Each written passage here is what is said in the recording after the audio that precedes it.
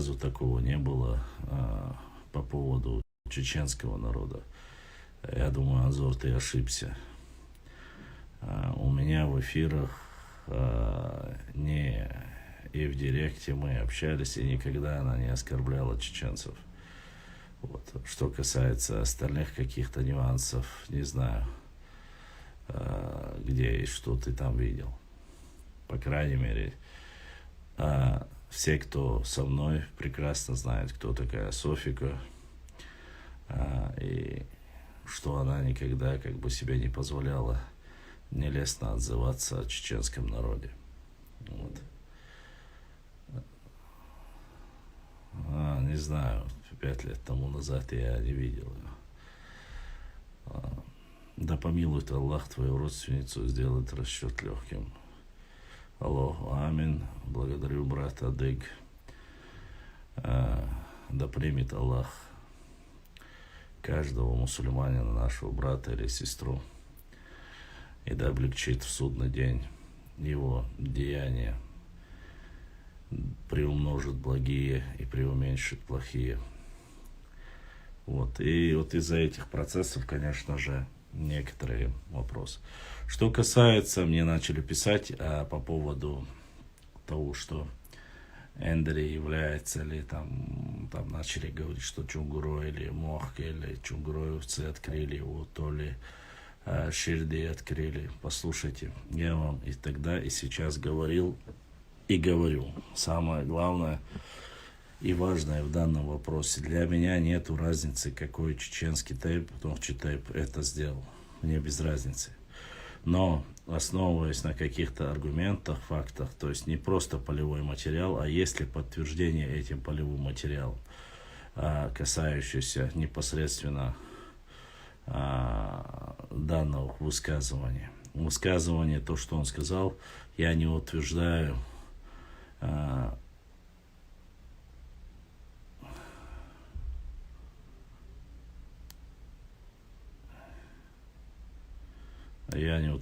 что все, что было сказано, является достоверной информацией. Я же указал, что почти все, что он рассказал, имеет подтверждение. Касаемо Ташухаджи, касаемо том, что там проживали. Вот, поэтому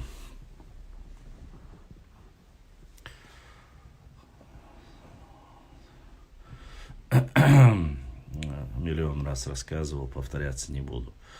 Мялхи — это такой же вар, чисто чеченский, который есть, был и будет всегда, и входил в часть Нохчи народа.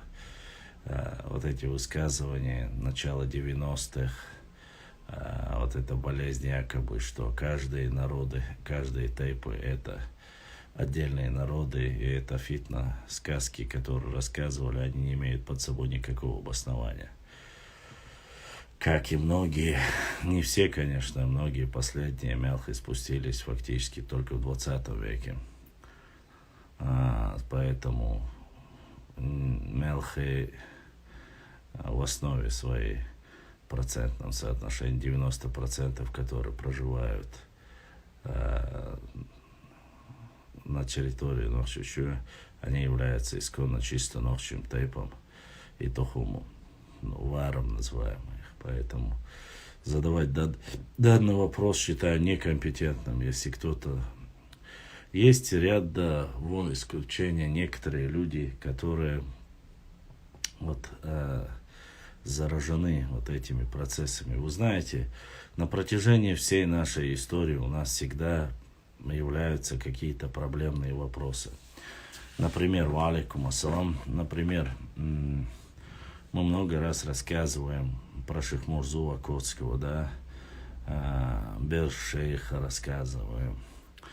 И уже дальше, если идти, Бер-Шейха рассказываем про шейха Мансура, первого имама Кавказа, Ушурму, рассказываем про Бейбулата Таймиева, рассказываем дальше и остальные грубо говоря, национальные герои, представители нашего народа. И вся проблема в том, что на протяжении долгого времени у нас всегда есть люди, которые или присоединяются, или же клеветают и пытаются максимально делить или дробить наш народ. К сожалению, я об этом говорил, это та сторона, которая, и последний как раз таки мой пост, касается вот этих вот процессов. Например,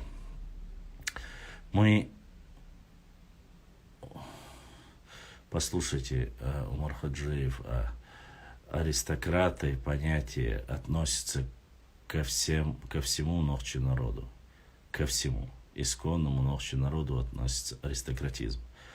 И аристократия, это имеется в виду Эли. Что касается вот этой ситуации, когда князь Дышнинский, и появился этот термин, мы об этом рассказывали в эфире, и вы знаете, нет, не знаю, по полевому материалу, как один из дышнинцев хотел жениться на грузинской княжне. Из чего это все пошло? На грузинской княжне. И он был смелым, отважным воином, но мы знаем, что и как-то он перебрался в Грузию и хотел, так получилось, что он полюбил княжну. Я сейчас уже имя князя этого не помню, но факт остался, когда узнали родители точнее отец девушки сказал, что их дочь не может жениться за простого воина, выйти замуж. Тогда этот представитель Дышни Тейпа схитрил. Он отправил домой человека, которые отсюда сказали, что он якобы является князем. Князем одним из князей чеченского народа. После чего была отправлена определенная бумага с подтверждением, что он является князем, и он женился на этой княжне. Этот рассказ, этот полевой материал, мы все слышали этот рассказ.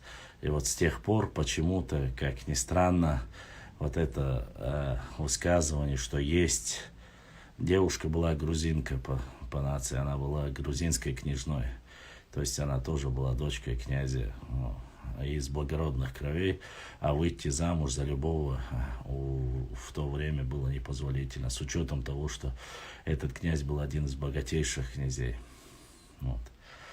Ну ладно, это не суть в этом. Вот один из методов использования способов, как прибегли к хитрости, это ничего в этом нету. Почему, я вам еще раз объясню.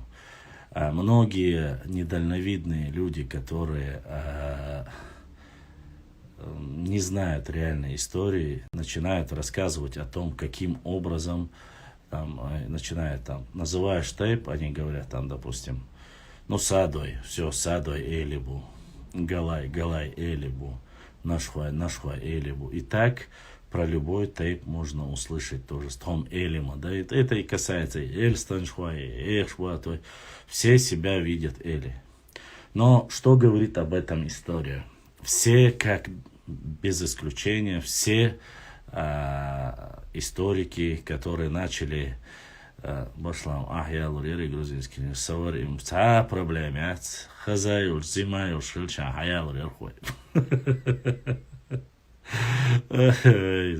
Ладно, не отвлекаю меня от исторических, так говорит, рассказов.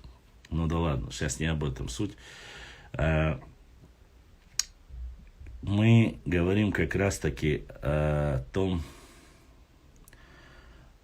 что все ученые, в основном вы должны понимать, что историю Центрального Кавказа и историю нашего народа фактически не знает никто. Вскользь общие какие-то черты характера, ментальность пытались записывать соседи, фиксировали. Знали, что есть такой народ, знали, что он там состоит из определенных обществ. Это все обычная ситуация. Но что я хочу сказать и что говорят ученые грузинские, все без исключения, что в отличие и немецкие, и другие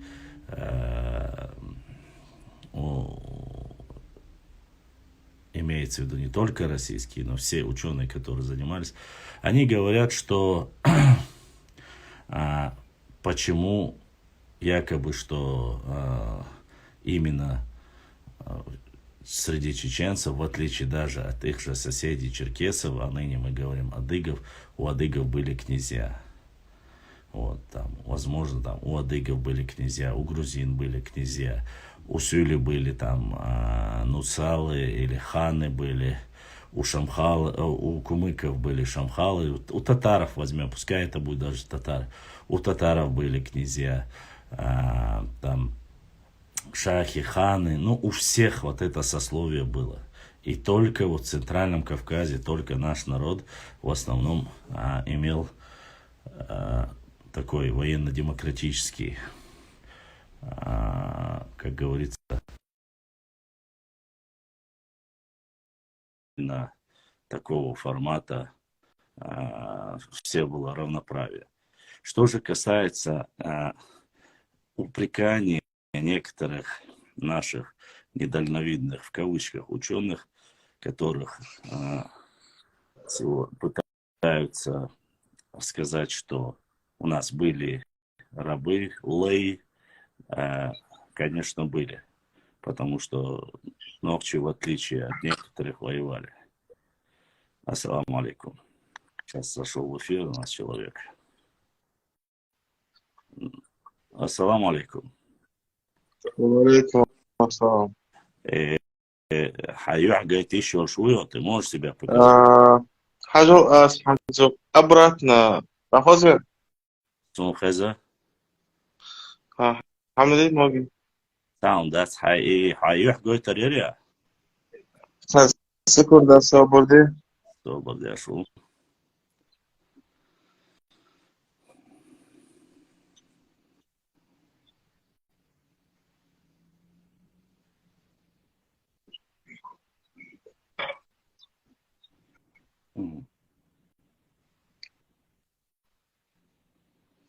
Баргой?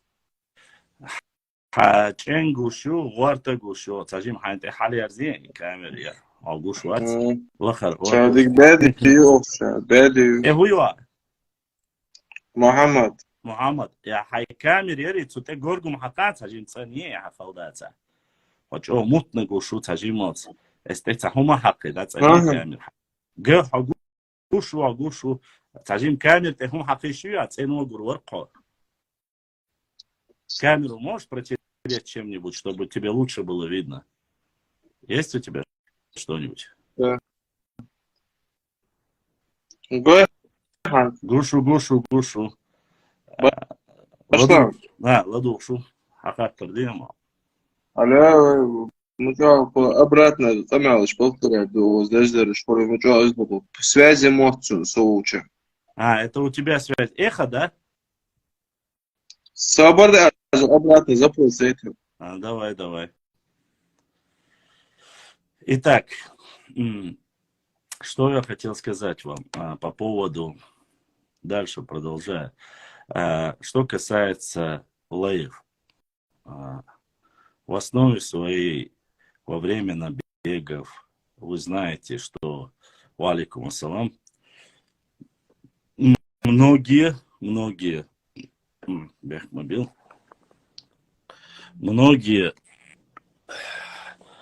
представители нашего народа, которые были загнаны в нечеловеческие условия, им приходилось заниматься, и многие ученые об этом говорят, что чеченцы были поставлены в такие условия, что они могли только заниматься нападениями. Так, давайте постараемся пообщаться с человеком. Дересхил.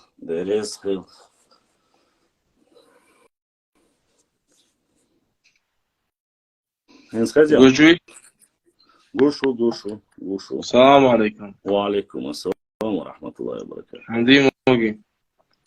Alhamdulillah, бигдадуак. ده سهوك فخاطر در خوی هنده شده حلق قدی حلق ساشت پریما افیری وادمت درس سهوا که ایک حچه انچان سهوک ده البار تعبول غلغي نوخشي أرست خي أنا تعداش يعلم وقت سوا بيروخ وافترخ Aha. ده البار تعبول Mohammed, so verder so ich sage, so noch chi galgai orst khoi melchi el so. Ich stelle so. Melchi so он перечислил ряд представителей чеченского народа, то есть часть чеченского народа. И я его صح أبرش يعني هذا قوات إفير شغلي خاتس короче я был объединен и разделен насчет этого против короче после этого орства были бы тоже как ногчи сделать а я хочу момент да я сказал это башлам орства в древние времена, я не знаю, говорится, в древние времена мы были один как народ, Аллах, нохчу, орство. Но сейчас, в данный момент, да, орство, как амдук, афуалцу, нохчи были бы, ахарс, да, абахар, динга, да, адата, да, ахарс. هذا هو محمد ما يلا إلى محمد محمد خاطر دين يلي هو إما درح خاطر حسيت حاول دينك دري حاول يا أخي ты же мне этот вопрос задавал позавчера, когда мы с ними разговаривали, ты мне написал его, помнишь? Да. У тебя кроме этого вопроса есть еще вопросы, чтобы я тебе уже потом ответил? Есть. Допустим, того, что твоим, потому что там она сама до... Насчет фитна-чей, который, когда мы говорим, фитна, ну, фитна-ты, который нацисты, это есть, который? Да. А с фитна-ты делаешь бонах. فتنة تجلودش باناخ مثلا حبوهم فتنة تجلودش бонах и со стороны тоже нельзя отрицать. Со стороны Чечни есть, со стороны Ингуши есть. А со стороны Чечни отрицать боаш, коли типа провокации жлились бонах СД, ОЖД, я это заметил. Но и там есть, и здесь есть, обоих сторонах было. Ну, смотри, Мамут. Если ты начал, это вот любимая фишка, все, кто проживает, вот, не в обиду будет сказано с вашей стороны. Вот ты говоришь, второй вопрос, ты говоришь, люди, которые занимаются фитной, в данной ситуации есть с обоих сторон, ты говоришь. Мы с тобой говорим не о тех людях, которые пишут комментарии, а я, когда говорил такие вещи, мы говорим конкретно про людей, которые занимаются историей, которые являются распространителем средств массовой информации. То есть имеют 1000, 2, 3 тысячи подписчиков. Мы имеем в виду как раз таких людей. Раз ты говоришь, что есть среди чечен... все уже, да, ты понял же, Питерсон, он бекбак, Ханс Питерсон, все, Все, вопрос можно отвечать мне? Да, можно. Смотри, мам, он дается, а очень много матадуется, думаю, говорю, мам. Да, что война, медика, война, бахабуца, ласки, бордикет. Ну ладно. Это важно. Война, бедаться, в любом случае. Я так, сокьетер, я хо историк вац, хо ильманч вац, ваце. Ваце, да, вот, что тох пижво. Тох пижво. Мухаммад, дохал даил, дуя, нохчи чуа асбол, орствай, мелхи, экки, бирбаш бацон, галай, тирвай, штотвай, чебелвай, шабеш, үш шабеш нохчи был, нохчи камдуш. Мы едины, один народ. Что касается, ты мне сейчас сказал, проблем с хрияцер, уастхуаштани Бога, а с уастхуаш проблем хрияца Бага. Я сказал, каким образом? Я сказал, ты же, я вчера показывал с карты, если ты был вчера в эфире, ты должен был видеть. В 1934 году, когда объединяли Ингушетию и Чечню, Карабулак, большая часть Малгобекского района, и Чемульга, Аршты, Даттых, они, Сунжинский район, они входили, 8 этих селений входили в состав чеченской автономии. Они не были в Ингушетии и никогда не были в его составе. Никогда. Чтобы ты понимал. خلاص Они خلاص сами... أصدقت не дулce hamdulzet Собор дела. Я тебе могу сразу сказать. Даже когда Орской туда спустились, я тебе могу сказать. На эти земли. Чтобы ты знал, Малгобек, Малгобек город сам основан в каком году, ты знаешь? Да, не помню, но примерно это было мало, да. Да, в 1934 году создан город Малгобек. До этого эта местность никогда не назывался, он не назывался Малгобек или Малгобекский район. Он был создан в 1934 году, а до этого эта местность называлась Псидах и Псидахский район он назывался. До того, как его назвали Малгобек. Но, смотри, сейчас... Собор-дела. А я тебе сейчас историю расскажу, ты говоришь, ты не историк, я тебе расскажу коротко историю. Я имел в виду, если бы сегодня, почему я говорил, я был бы против объединения, если бы в то время, в 1934 нас не объединили, у Асквай 90%, если не 95%, все бы находились на территории Чечни. Без деления. Вот о чем я имел в виду. А сегодня, когда разделилась Чечня и Ингушетия, ты должен понимать, никогда не существовало карабулакского государства. Никогда не существовало отдельного карабулакского государства. Отдельного карабулакского, я не знаю, округа.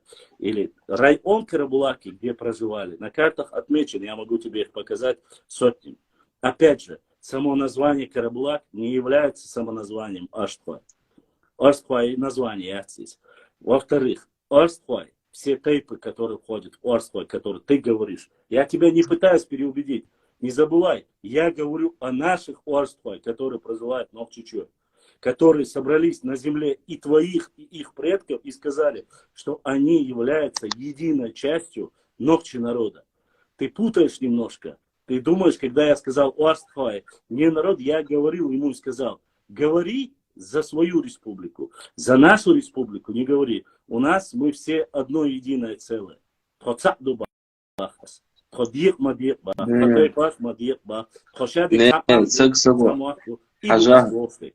حاجات تعمل هتقضى تعمل درس الدقايا تعمل درس это услышал. Именно Малгобекский район есть взять. Общий Малгобекский район. Село Шашлацыгев, Рейбекюрт, Инарте, Сагапши, Эгмохтигжи, который ходит.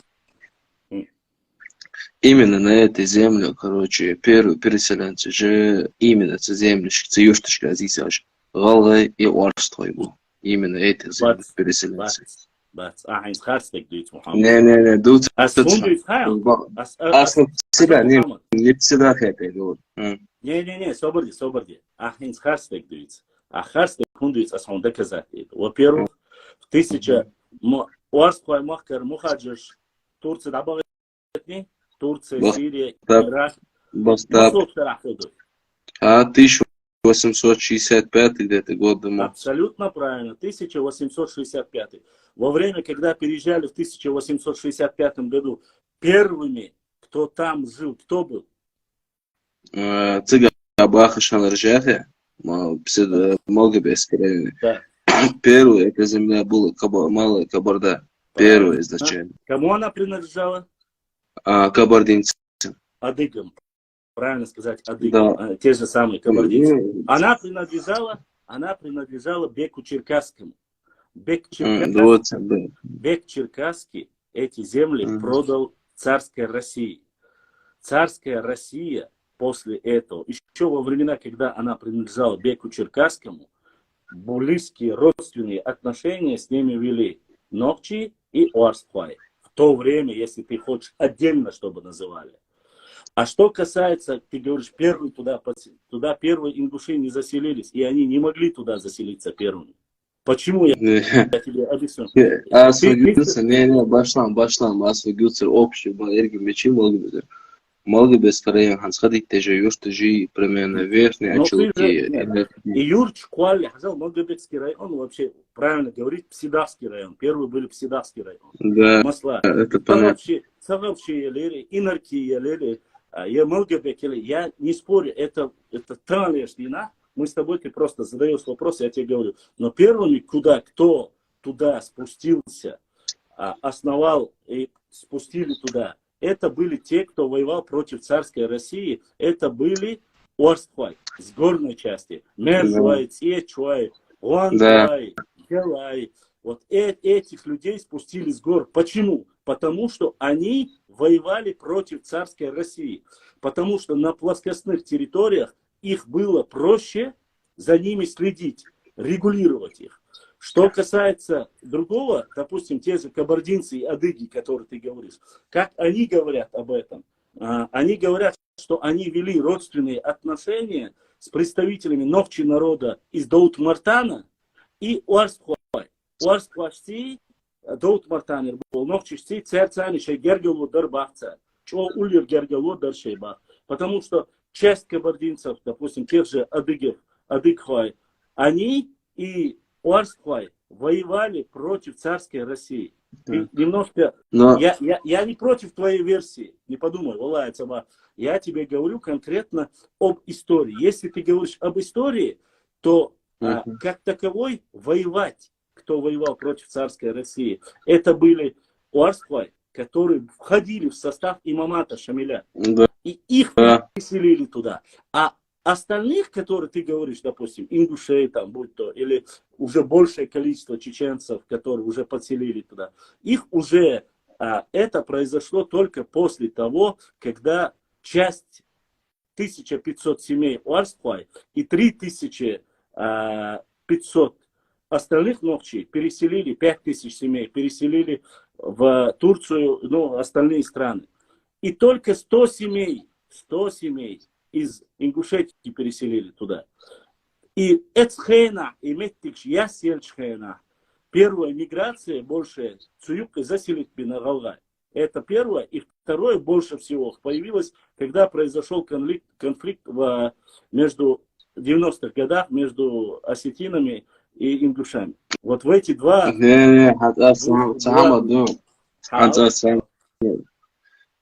Именно, во-первых, Орстой камду, Голгай камсан, Голгай нохчи Орстой камажды.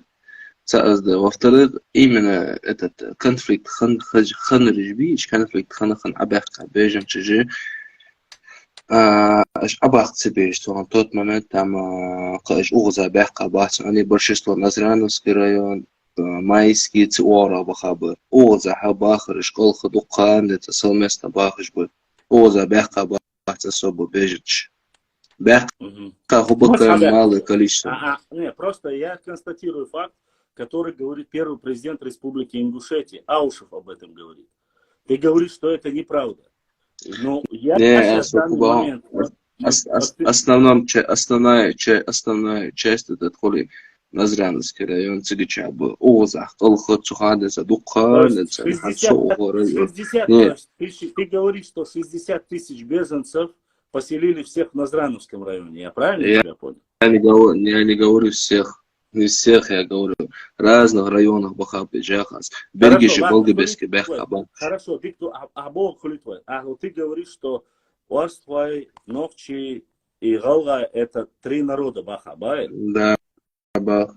А на чем основывается твой разговор? Ты можешь сказать разницу между чеченцем, допустим, я озвала Адбитон даже, разницу между чеченцем и Орсква можешь мне назвать? Могу. Назови. В чем? Кровь? Разная? Во-первых, именно حاجة часока историк ведь как интересует, это че молодежь свободного. Орстой в основном Дукан, Халха, Имдала, Дукан, Имдала. Цаазду. Нохчи Махаби, Имдала. Подожди. Я не понял. Худубара, разница между чеченцами и Орсква, какая ты говоришь? То, что... Не, разница, разница. Я тебе сказал разницу, назови мне разницу между орсквоевцем и между чеченцем. Назови разницу.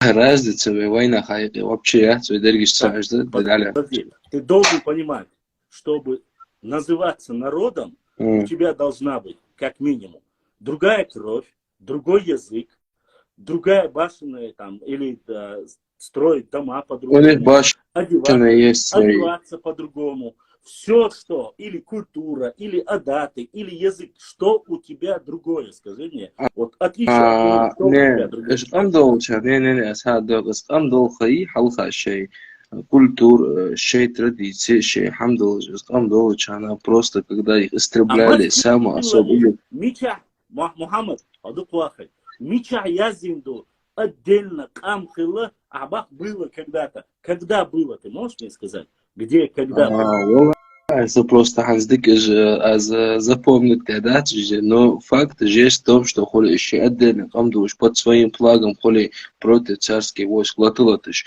Шей джама табил шанах был. Никогда. Нет, Мухаммад, тебя или обманули, или ввели в заблуждение. Никогда отдельно уарства не были. Никогда. Запомни. Были, Еще, были. чтобы не были. У тебя нету ни одного факта. Что У касается меня флага, просто... А факты же, Мухаммад, факты то, же, что ты да, говоришь и рассказываешь, Мухаммад, смотри, по очереди иду. Я тебя выслушаю, а самое главное, то, что ты говоришь про флаг, который вот сейчас выдумали, сделали там красный флаг, похожий на правый сектор, там украинский флаг, там похожий на правый сектор флаг. Вот это все лоскутки, то, что ты говоришь, чтобы ты понимал.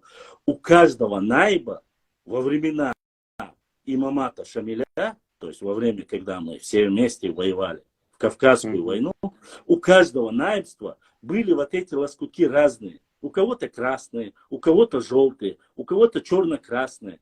Это не был отдельным флагом государства. Не были уазы никогда отдельными. Никогда не были. Еще, смотри, хорошо, я тебе хочу пояснить. Смотри, примерно сколько процентов уазы проживает в Ингушетии? Примерно где-то за 150-200 тысяч.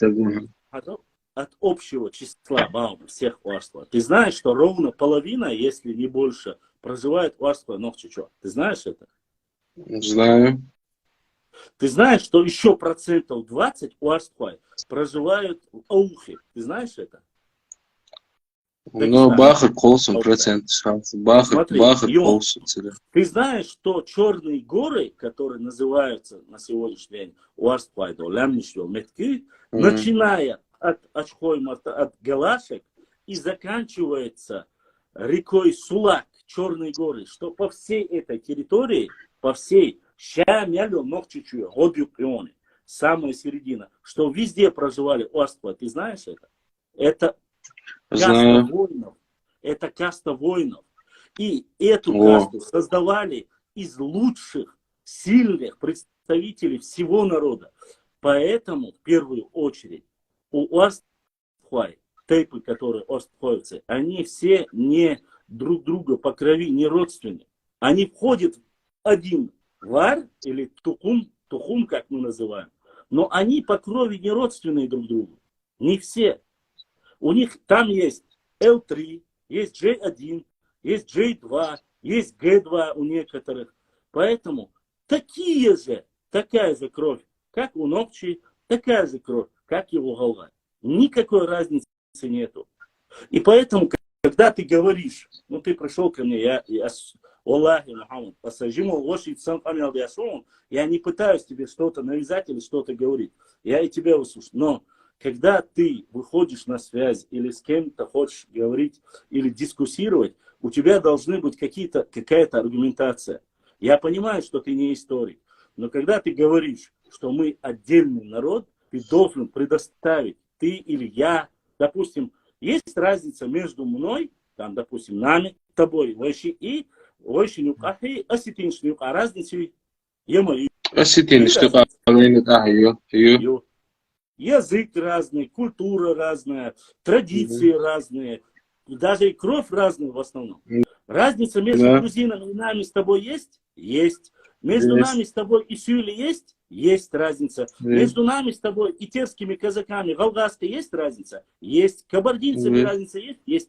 Почему между со всеми Войшингуном, Асбол, Чарцани разница есть, а между тобой и мной нету никакой разницы? Ты не задумывался, почему это так? Когда-то мы был один народ, Нет, это, конечно, нет, конечно, были. Ты имеешь в виду, когда-то, это когда нас называли дзурдзуками, кистами, мы были одним народом, под одним единым названием. Но потом общества начали по месту проживания дислоцироваться. Сейчас аж больше метеорологии чуть гергалулилы будут. Понимаешь?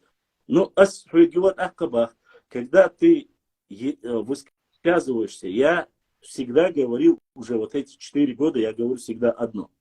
Ты зашел, сказал, что есть провокаторы и с той, и с этой стороны. Масалла, я тебе говорю, хорошо, назови мне этих историков примерно, или ученых, которые сидят, или книги, которые печатают, и явно доцегдующие, явно питандящие, ванюк, фурбалгач, лишь очень цеш я басу. Масалла. Ты не можешь назвать. Я тебе говорю, назови мне разницу. صندوق عندش حلقة دنسا ديست 15 ليت نزاد دنسا سستلنا оттуда وقولي не هرجي شناح زر جاخش وعمل واحد سديد وبروستا منادات такого Ты же говоришь, что есть среди чеченцев, ты говоришь. Ты назови, назови, как зовут этого ученого. Я хочу знать его. Мала, ученым учу асфук хансбуцер асфук вахар обычно общей массой. Общая масса, это, смотри, общая масса, если ты говоришь про тех людей, которые пишут комментарии, я нет, и на Кырзабош, масала, ты хоть раз от меня слышал, чтобы я говорил там что-нибудь плохое про Сагапшинского, масла, или что-нибудь плохое я говорил про Карабулаков, или что-нибудь плохое я говорил, что они, их кровь смешана с терскими казаками, с кумыками, с нагайцами, или с кабардинцами, или, я не знаю, с осетинами. Ты хоть что-нибудь, когда-нибудь от меня слышал такое? Я когда-нибудь оскорблял хоть один вообще тейп, или там тукум, или там я кого-либо оскорблял, я никогда этого не делал. Просто Мухаммад, когда я говорил с этим парнем, я ему сказал, что нохчи, мелхи, эхти, вайвайнаха, часаха, или собордял, адуйштеш, мелхи, нохчи, бон, адуйш был уаствай, нохчи, бон. Я говорю за свою родину, за нас. Потому что точно так же, когда начинают говорить, вы можете... Но Оза Бахар, что цыга хахтун, цыга хар, орста будет, что ты, а окуча Бахар, что голый камажду. Цыга беша сайгана. И уже шей бакою, шей ну, что сушенюк герчват, собакоят. Я говорю, тхаорство, бай, тхаорство. Тац и дождь, тхаоши, чуть гергал он что ж. Санен хой агу беш, орство бу, ошта. Санен хой, орство бу, дехой там, масла, там, садехой. Мелхи бу, нохч махвай бу, цантрой бу, чертой бу, беной бу, так сошел, что нохчи воша, и уаствая, цечвай, лам эхти саде агур боша, сюртан лештина яс. В отличие от других, я везде ездил, опрашиваю старшее поколение, взрослых людей в горы, спрашиваю, являетесь ли вы, не являетесь ли, правда, неправда, вот так. Я за вашу территорию ничего не говорил. Единственное, то, что по истории Дичтега, я сказал, и это то, что ты мне сказал, я сказал, я бы был против, чтобы в 1934-м объединили. Почему? Потому что они сегодня говорят, если бы в 1934-м не объединили, у нас были бы города, мы жили бы лучше бы. Не там прямо. Потому что я родился в Чечено-Ингушетии. Я родился, понимаешь? Я не противник того, как таковой этой концепции. Но я считаю, что Нохчишен Алсам Качатхун Кезкачабошло Камилша не стация. Был Дудаев президент, был Алсов президент. Вот эти два президента между собой сказали, должна быть временная граница. Временная граница по Сунжинскому району. Дудаев и все, кто с Дудаевым в тот период были, сказали, что мы объединились. Мухаммад Хакит Банс. Мы когда объединялись, чеченцы и души, допустим, Ашты, Чемульга, Дахтых, Карабулак, часть Молгобекского района, это была Чечня. А эта часть была Чечней. А когда В разошлись, каком году? В 1834 объединение улучшения. в 1934 году, Вот. когда объединение происходило, Не, в халал. 1900, В 1934 году этот объединение улучшено.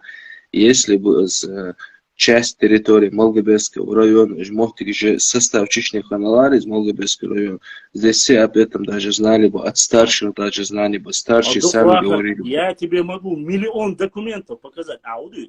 Хата, Шейбах Печарик, Хата в 1934 году чеченские автономии, ингушские автономии, Волжские Чхена, Карабулак, Даттых, Чемульга, Троицкая, Алиюрт, и 8 сел, которые сейчас в 18 году Бихайтинел, Алиюрт, 100% ханяхцу. Алиюрт, Акиюрту, Тигаю, Иштюрту, возле сердца. Акиюрт, ты халал. Е. Вот и Ютас, я, может, перепутал его. Айлюрт там ног чучаю вообще. Алиюрт, ног чучаю. Айлюрт. Поэтому спроси, а я цбахаха, сун директ чухавол, директ чусун точка байтахов, инстаграм чулицауш, эрвел шулка. Ас эфир дама ялна, карч дойтер, документ дойтер, акиюрт, исправительно, акиюрт баунас, бяхмудила. Ас он кирч, дадо айтер, и кирч, и карта эти, хайла, хайдент, хайла, хайдевошин, в 1934 году Галгыша ногчи датуш бочана, харюрч, хайн агуер.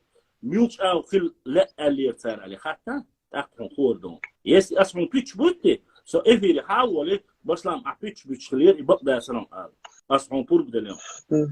Хорошо, хатто сюда, да, директ. Проблем я. Ты можешь посмотреть. Это, меньше Махам. Ты хаттер дуя. Кахаттер дафта, гурдует, самого. Да, آمين. وابشي خلق الحمد لله خلقت الحمد لله السيدة الدرهم جرد يري أس خلقت خمس واجري يري دين أسي أبسنا ما نلقى все وغوش كاتب ده الأخبار لا لا صح السلام عليكم السلام عليكم وعليكم السلام так так وعليكم السلام ورحمة الله وبركاته.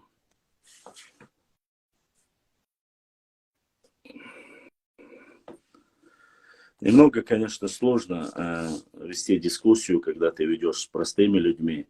Они мало кто знает, кто с кем, на какой. Но вы увидите, представляете, буквально недавно, еще лет 70 тому назад, алхамдулилlah, 70 лет тому назад, что Мухаммад Сабовштик сказал, Шейбах Кичар Эльдербах и Иштхилли Хали. Муцарла, то есть документы, все это известно.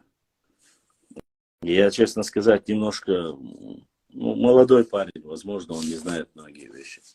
Ладно, давайте продолжим эфир, задавайте вопросы. Если я в чем-то не прав или ошибся, пишите сейчас, сразу спрашивайте, чтобы было проще, чтобы не было у нас как бы недопонимания. Башлам, как можно было это не знать? Не знать, интернет же есть. Может, парень молодой не знает, он просто услышал, что амдацел, его вот, видать, он и писал в прошлый раз, там, не говорит, что амдас, амдо, но я не говорил за них, что там говорят у них, я не знаю. Я же еще раз говорю, когда было государство, какое, видите, у нас был отдельный флаг, он говорит, было отдельное государство. А если было отдельный флаг и отдельное государство, когда оно было? Когда появилось это название, или когда это было? Если это так, должно же быть что-то, что зафиксировано. Что можно рассказать про наш флаг? Один из наших древних тейпов, который не входит в тухум, самодостаточный, прародина, в основном ичкеринского тухума или вара, потом его начали называть Нахчимахоевским. Наш хуай есть на многих картах, вот отдельности прямо говорить про каждый тейп у нас. Я про них, про Нашхвай написал, у меня на странице есть, вам нужно просто чуть спуститься. Башлам, они все ингушетии прекрасно знают, что когда в жизни не входили в Сунжинский, Малгобекский район, и чау, Башлам, брат, ассалам алейкум, алейкум ассалам. Ну, опять же, кто заходит, задает вопросы, я отвечаю. Мне без разницы. Ну, ты говоришь, заходишь, допустим, если вы заходите, говорите, у вас были провокаторы там и так далее. Допустим, книгу, которую говорили в поисках национальной идентичности. Вот эту книгу. Эта книга написана уже после, она написана в 2012 году. То есть она прочно написана. Они сказали, есть некий Салам Удаев, кажется, если не ошибаюсь, что он написал. И его книгу я читал. Он доктор, кажется, кандидат философских наук. Он представитель моего тейпа, Эхбату из Шали. Его документы я прочитал, и у меня есть даже где-то здесь она. Но там буквально, в принципе, подождите. Дорогие друзья, не забудьте ставить лайки и подписаться на канал, кто еще не подписался. Баркал, всем спасибо.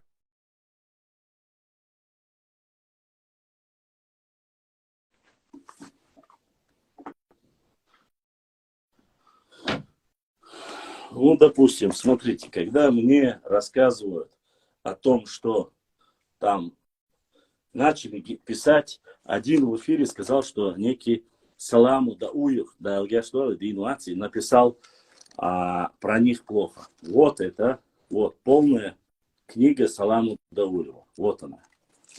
Здесь написано: Чечня, коварные таинства России. Ой, таинство истории. Чечня, коварные таинства истории.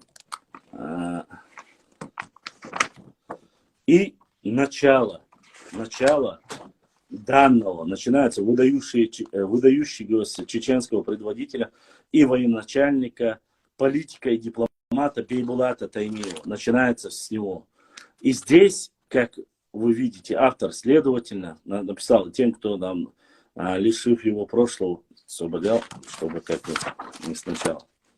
И тем, кто в угоду корпоративным интересам толкал народ на тропу войны, и тем, кто в масках представителей народа, его вождей и защитников предавал народ, и тем, кто искал историю народа, лишь его прошлого, а следовательно настоящего и будущего, и тем, кто навязывал ложные идеи, символы вождей, и как следствие в общество придет понимание, что Чечня это не Ичкерия, это ныне чеченцами памятники, сооружения не своим предкам-героям, а изученным врагам. В этом убедился каждый, прочитавший эту книгу. Это вот слова автора, который написал. Поэтому здесь мнение о том, то, что он высказывал, ссылался на кого?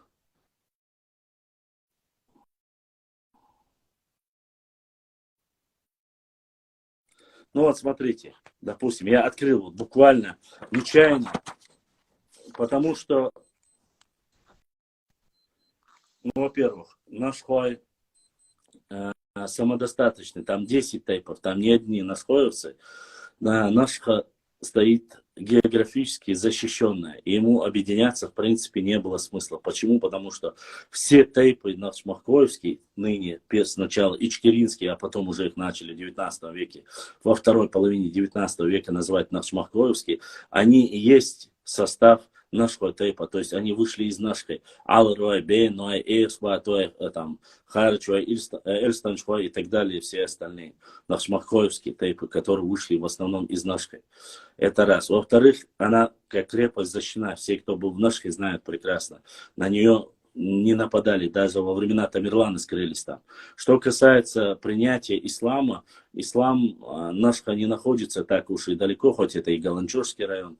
Считается, что ислам начал идти с востока на запад, и первые ее зачатки говорят, что с 9 А в Нашке считается, что это 10-11 века проникновение уже в Нашке, что нашковцы приняли ислам. Что касается каких-то языческих и культовых сооружений, которые есть и в Нашке, и в Галанчорском районе, тут ничего удивительного нету, поскольку наш народ, ногчий народ, ему несколько тысяч лет, и он существовал до появления ислама. Поэтому, само собой, у нас есть и места захоронений, которые доисламские, христианские, там, допустим, даже некое проникновение католических священников, легенды об этом есть. Ладно, чтобы не отвлекаться. Вот, допустим, я открыл просто, я вам клянусь, что ничего, просто я открыл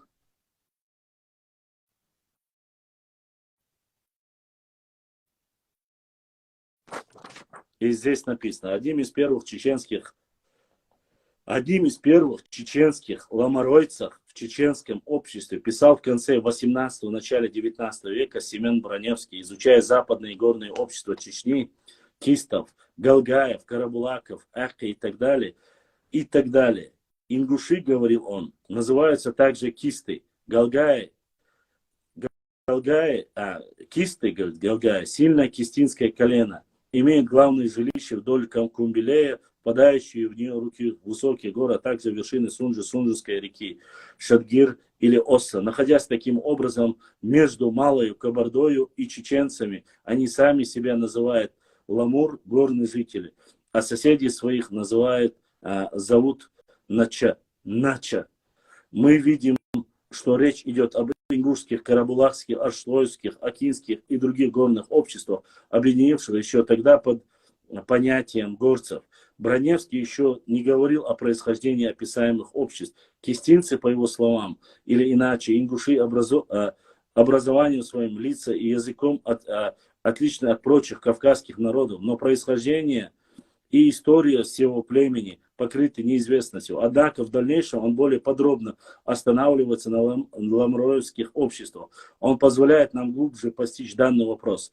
Он писал, Ангуш, называемый большой или старой, в вершинах Кумбилей, на пространной и возвышенной равнине. Шалка или Малый Ангуш ниже той же речки, смежно с землями Большого Ангуша у подножия гор. К обоим ангушам принадлежат деревни Галга, Тирол, Бети, Ялгор, Корби, Аздар, Бушу, Ной, Гой, Цулай, Мелер, Паланг и другие всего до 25 деревень. Ахтингур, Ахтин-Рощегур, Макжары, столица Хазарского каганата, у источников Суду между Кумбилей и Суд. То есть то, что здесь написано в этой книге, здесь просто-напросто собраны материалы Даевоса, то, что Саламу Дауев написал, Дауев написал, в его высказываниях где-то, если он допустил или сказал, что ингуши являются чеченским тейпом, или ингуши являются чеченским тухумом, если вдруг это написал, и это считается каким-то образом оскорблением или унижением, то это не так. Почему, могу объяснить? Потому что до определенного времени многие ученые, первые ученые, которые изучали, говорят о том, что все и карабулаки, и ингуши, и чеченцы, они относятся к одному единому народу. И тут ничего такого нет. Само собой, если к единому народу от большинства, исходя от большинства, Саламу Дауев мог допустить, допустим, но это его личное мнение автора в данной ситуации. Но он не оскорблял и не говорил, что ингуши потомки, я не знаю, там, или там кого там, монголов, или, не знаю, или нагайцев, такого не писал. Или не говорил, что от чеченцев произошел весь мир и весь Северный Кавказ. Такого он тоже не говорил. Башлам, пусть Аллах сделает твой полезным, баркаллах. Спасибо за ответ. И также прошу Аллаха, чтобы он был доволен тобой и теми, кого ты любишь и тебя любят. Огромная благодарность всем за добрые слова, за поддержку. Какую бы книгу не брали, когда говорят, написанную якобы против кого-либо, когда ты начинаешь искать, когда ты начинаешь листать, ни одного слова в оскорбление нету. Хаккуай ходит у вас? Нет, не ходит. Хаккуай, пхамтой, саттой. Это шатойский кластер. Хотя некоторые есть, которые говорят, что они якобы перешли в Шатой из области там Галашек, есть такие разговоры. Но это переселение Хаккуай, Пхамтой, Саттой в эту область в то время не существовало отдельных народов, ингушей или карабулаков, или Уарстхуа и так далее. А так все мы друг другу в той или иной мере родственные, потому что ДНК, когда ты сдаешь ДНК-тест, показывает. Хаккуай, Пхамтой, Саттой являются чистейшими шатойцами и представителями ночью народа. И плюс ко всему, в основном, большая часть L3, которая является Хаккуай, Пхамтой, Саттой, они проживают на территории Нохчичу. Большая часть L3. Это на территории Нохчичу. А в Ингушетии L3 не так уж много. И то L3, который есть в Ингушетии, это небольшая часть у астхоевцев в основном, насколько я знаю. Ассаламу алейкум, Башлам. Что ты скажешь про тейп Кево? Кево происхождение из Аксело Ганджеш. Встречается ли он в других районах?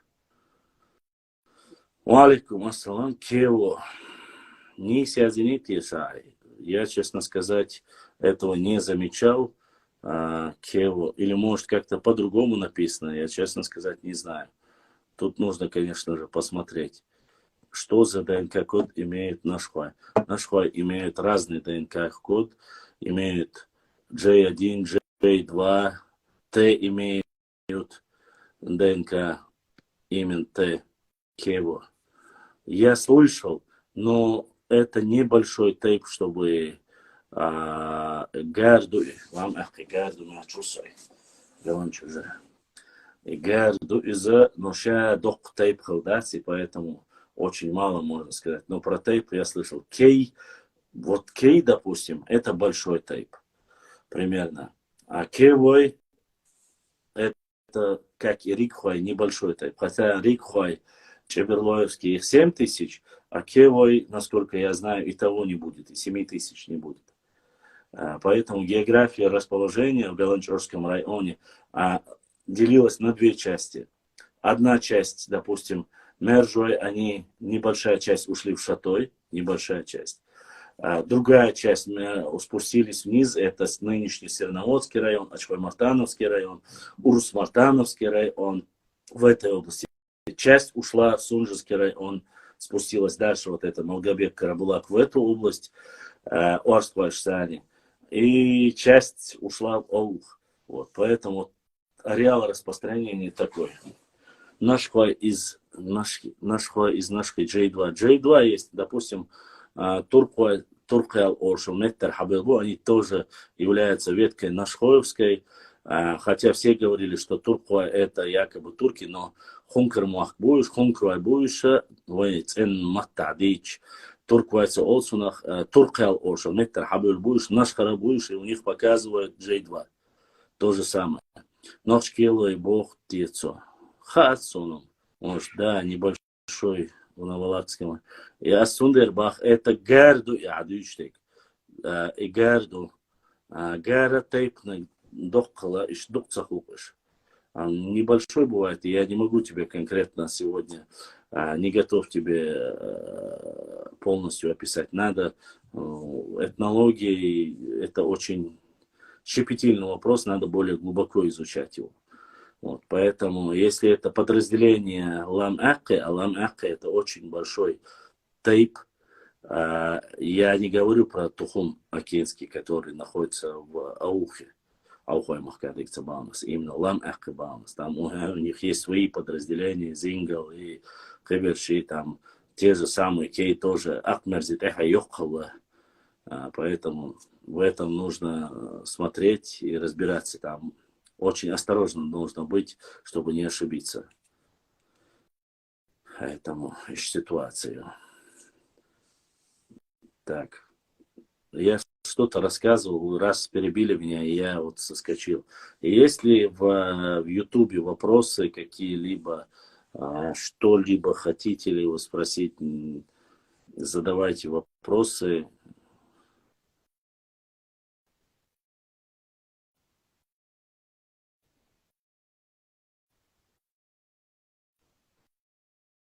Ну, видите, я же рассказывал про книги. И какую бы я книгу ни взял, в какой-то мере, там, если даже затрагивают, в малой части или большей части затрагиваются, есть терминология, которую использовались в общей истории. Допустим, это терминология в советской книге, допустим, в этой книге мы можем найти слово «войнах». Очень часто употребляем. Не ингуши отдельно, не чеченцы, а именно в основном в войнах. В башни в горах, там, допустим, Гольштейн, который, Аркадий Гольштейн, он тоже использует, это советская книга, и там тоже, Башлам, пойду покушаю, эфир долго будет. Я не знаю, Саду, это зависит от моих возможностей и от спонсорской поддержки, от этого зависит. Если бывает немного поддержки и заканчивается все, недолго длится. Вот как-то так, по крайней мере. Поэтому пока держимся, пока еще есть.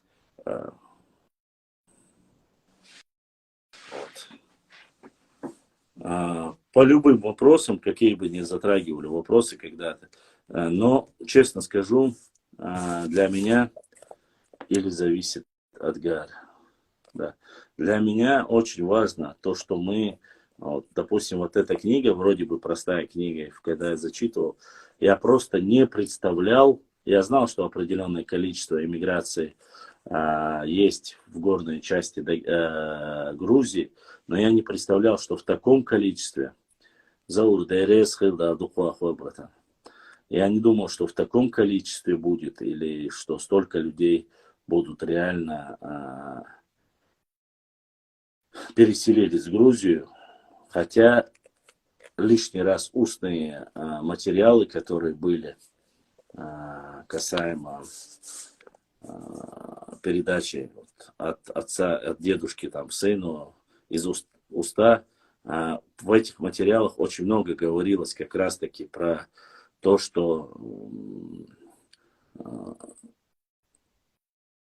пограничные с нами вот эти общества, Пшавы, Тушины, Хевсуры, Сваны, что среди них, что они являются частично нашими. Это имелось в виду, по ходу, с тех пор память нашего народа зафиксировала то, что они переселились. А здесь, в этой книге, очень много. Сами грузины написали об этом. Я даже еще не прочитал, я тут, грубо говоря, мы остановились, хотя я мог и дальше здесь про и Кахетию, и Панкисию, здесь очень много написано, в какие общества, какие фамилии, где, в каких селах основались. Все это написано, и все это есть.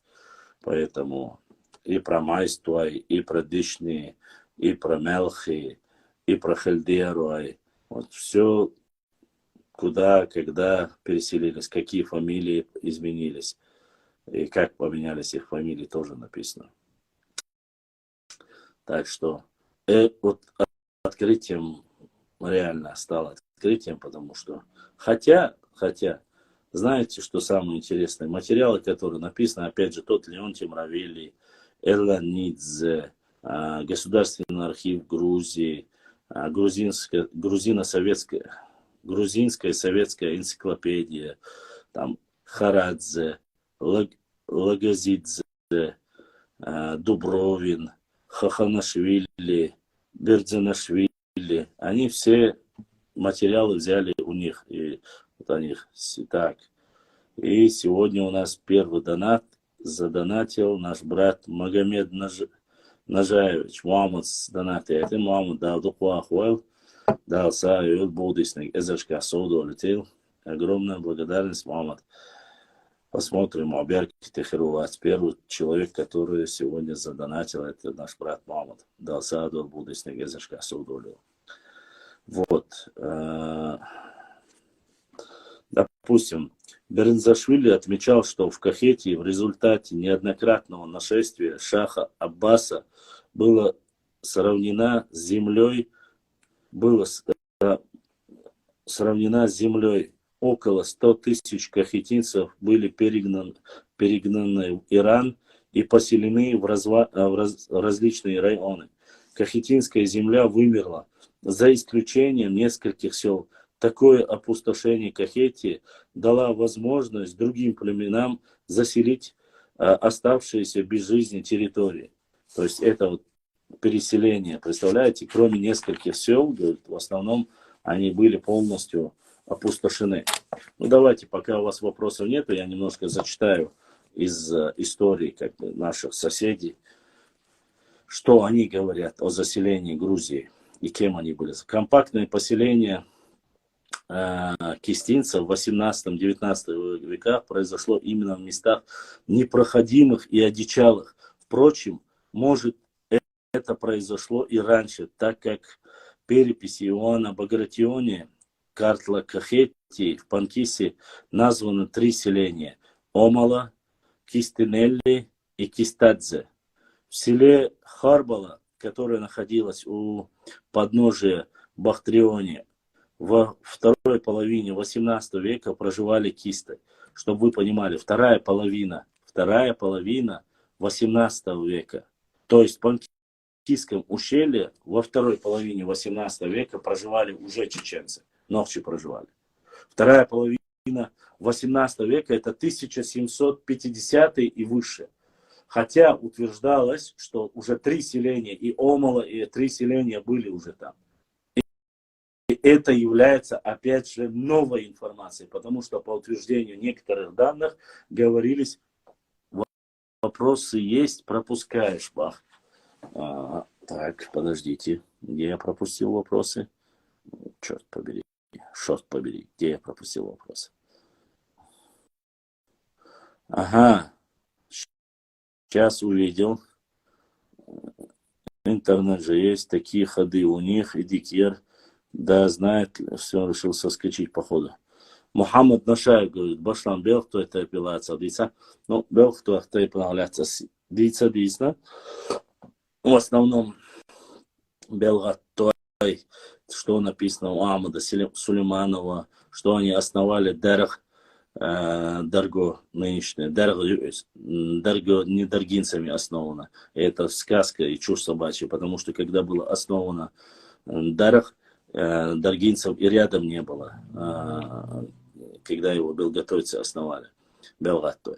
Чисто чеченский тайп, исконно чеченский тайп, то отсюда ацачи, куяц. Ну, разные есть понимание, вот, названия этого тайпа. Некоторые пытаются, там 2 версии. Некоторые говорят, что по профессии, что они были очень большими работягами, профессионалами большими. И вот Белх-Болхбяш-Наха, самые одни из трудоспособных штуцатспочертайп. Ухар, во время чумы многие погибли в этой области, проживающиеся ночи. И селение от чумы, когда начало погибать, и там кто-то выжил из этого села, села эти, где вымирали от чумы люди, в основном закрывались, и люди туда не ходили. И в определенное время в нижней части, где проживали общество Белхтой, увидели, что в одном из домов появился дым, то есть из крыши. И якобы в верхней части, кто проживал, остальные ночи назвали Белла Шагахтина, Белгатвай, Ишцетильна, Штаумаду, но опять же, тут разницы этнонима нету. Тейп очень большой. Есть и гора. Насчет башни Белхтуа и Бау Сунцагина, если нет, не знаю, они есть. Ареал проживания Белхтуа очень большой. тейп тоже не маленький, за 50 тысяч Белхтова, если не больше. Ну, последний раз где-то в пределах 63 тысяч была информация, что эти тейп. Если гары и деление, это уже, как говорится, это уже второй вопрос. Про Белхтова я написал. Вам нужно, вот где написано 12 тысяч постов, нужно просто пролистать, посидеть, не полениться, пролистать вниз, и вы обязательно найдете. Я про тейпы очень сильно много не акцентируюсь и пытаюсь не терять времени на это. А так Белхтои проживают, начиная и в Гудримесе, и в Аргуне, и в самом Белгатое, и в Веденском районе, само собой, это прародина, как бы.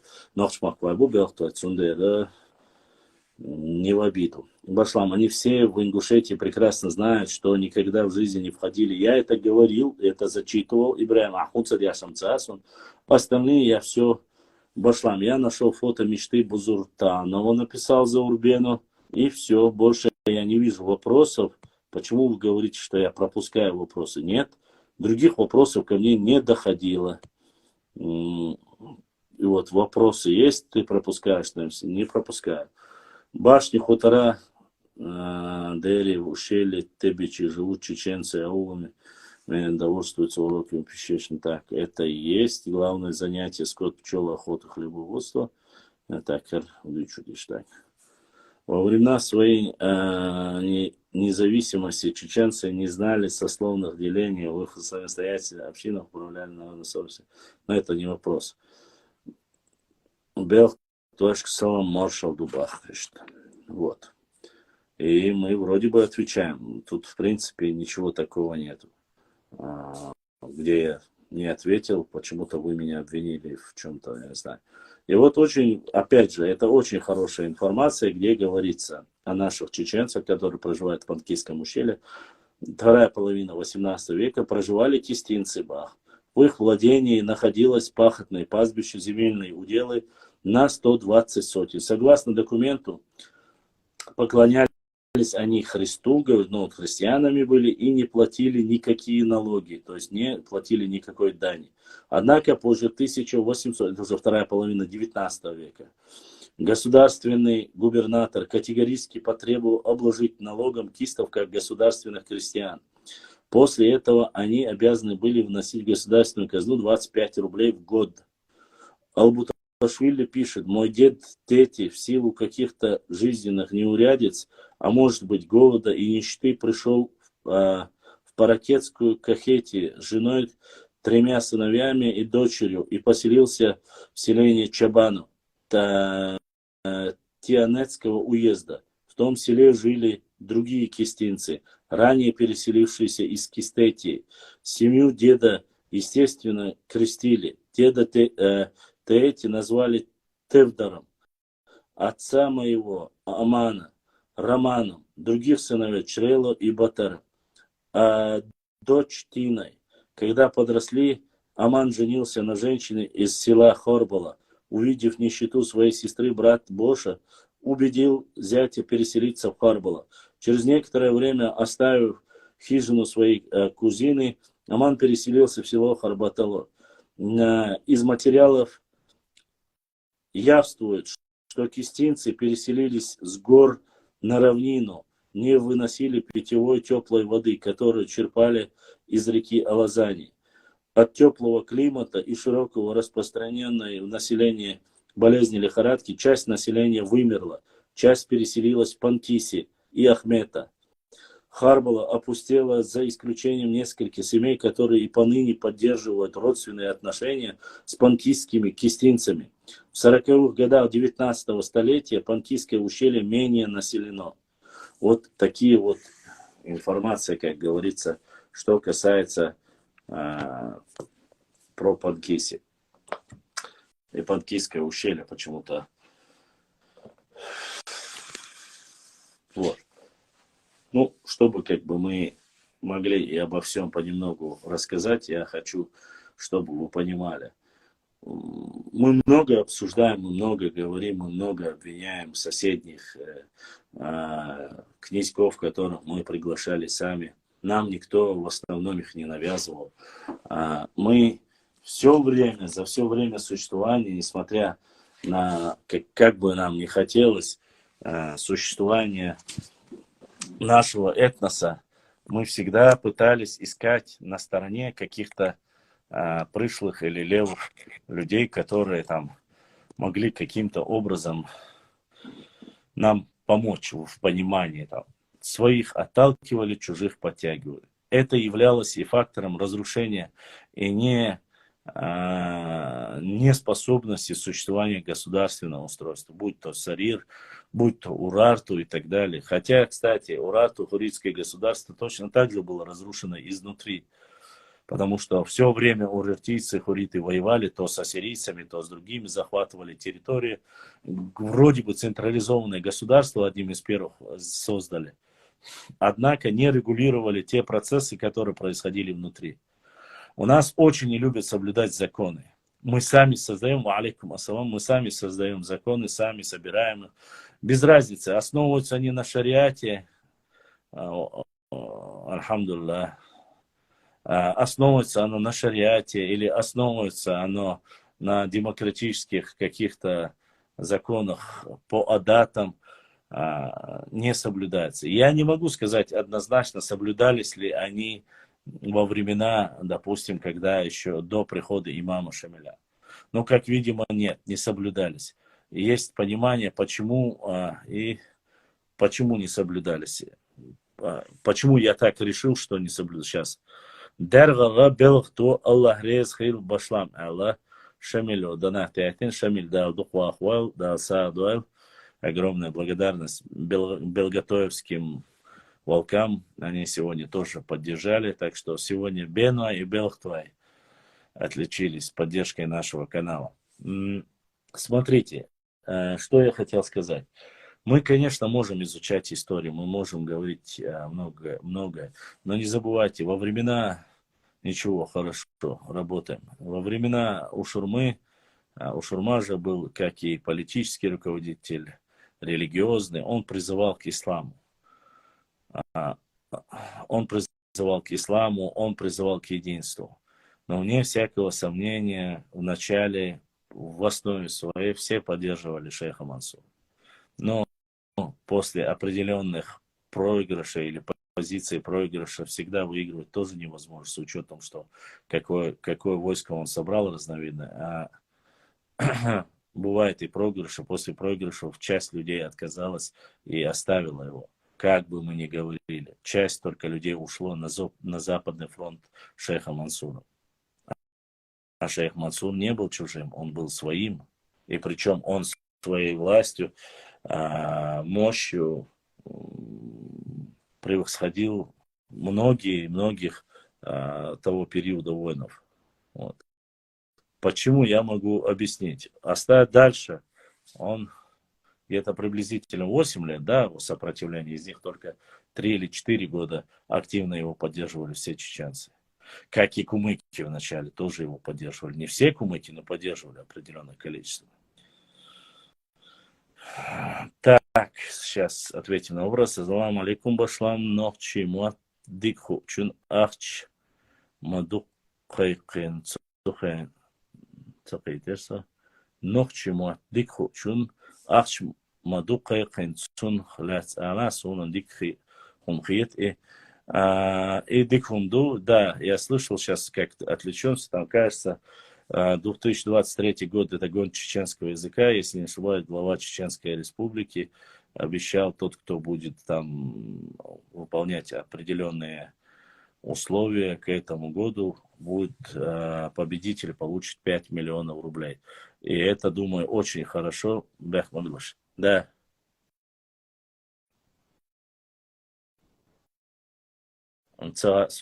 Через VPN зайди, увидишь. Дорогие друзья, не забудьте ставить лайки и подписаться на канал, кто еще не подписался. Баркал, всем спасибо. И несмотря на это, как мы говорим,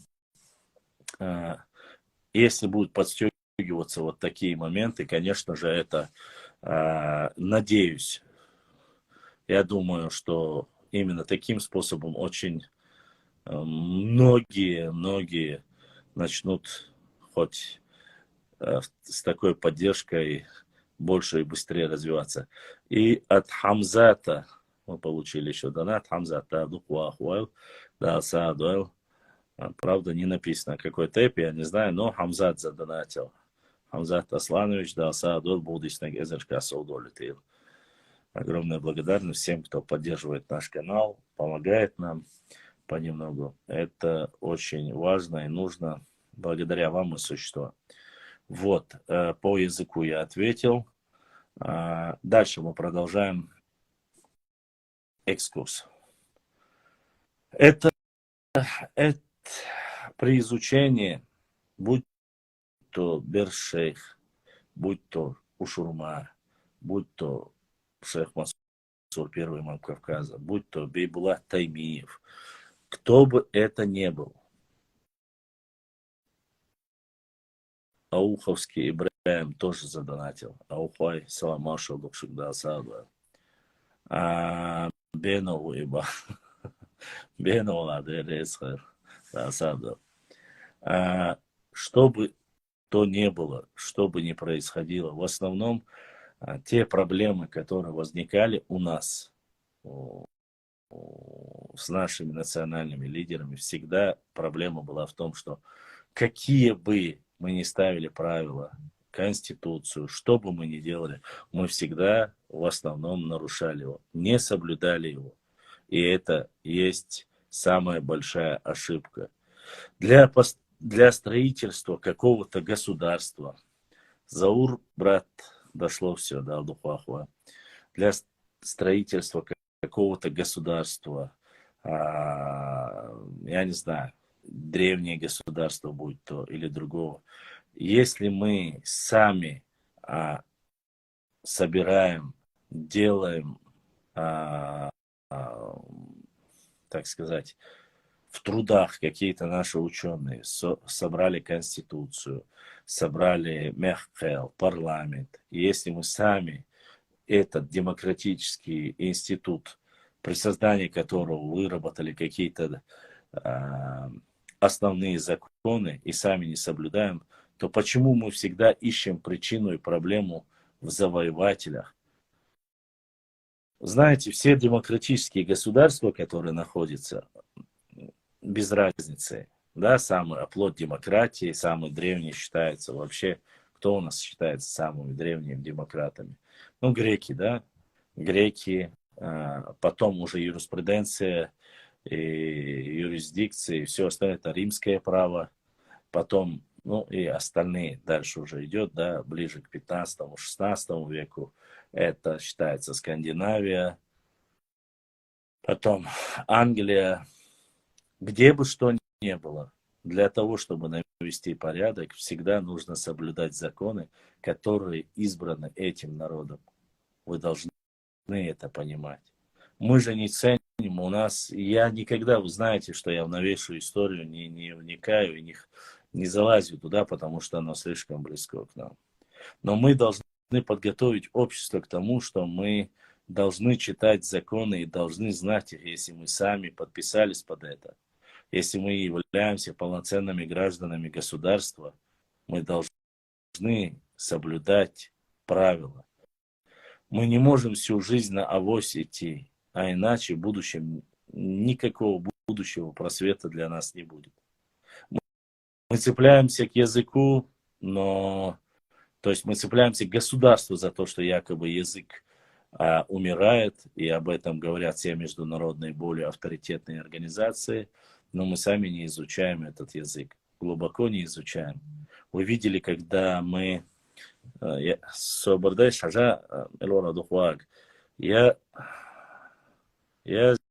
здесь в эфире, я не могу, не могу прослушать это. Я в эфире. Осман задонатил, Осман Кюрьевич. Осман дался дуэл болдиснек эзашка соудолю телевизоре. Да, духуахуэл. Вот. Понемножку работа наша, как бы, собираем на эфир и на тариф.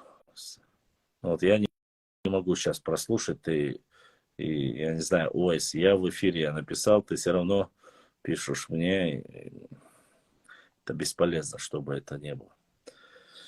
Для того, чтобы вот эти вопросы, вот видите, к чему я это все рассказываю, будь то границы, будь то география, увидите, люди заходят, сразу начинают, но мы не знаем, в каком году отдали части этой земли. Мы говорим с нами, украли нашу землю, там, допустим, по Сунжинскому району, но мы не можем сказать, какая земля и когда и где. Есть ли паблики, которые есть? Вот у нас в паблике мы рассказываем, я вам показываю карты, я вам говорю, где этот кусок, когда его украли, когда его вернули, что для братства сделано с нашей стороны, чтобы вы владели этой информацией, если вам завтра кто-нибудь что-нибудь скажет, ляпнет, ну, допустим, примерно, вы видите вот эти ковры, истанги, которые делаются, да? На этих истангах они пишут там гипотетически, вот они перешли Ачхой Мартан, Урус Мартан частично взяли. Допустим, провокаторы, которые делают эти истанги. Эти же провокаторы сидят у себя в эфире, показывают эту фотографию. Я как-нибудь постараюсь вам распечатать. Сейчас у меня вроде бы есть эта карта. Сейчас я вам покажу эту карту. Которую они показывают Сюли и говорят, вот чеченцы, вы несправедливы, эти земли никогда не были вашими. Сейчас я вам покажу эту карту. То есть, когда чеченцы показывают ареал проживания чеченского народа, сейчас я вам покажу ее, подождите. То есть, мы, получается, провокаторами. Особо делаешь. У меня очень много. Сейчас я пока...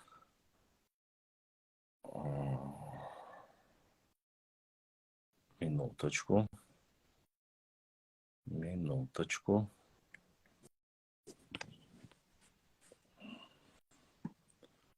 меня же эта карта есть.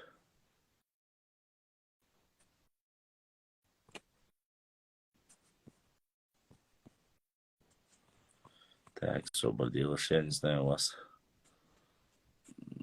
Я здесь...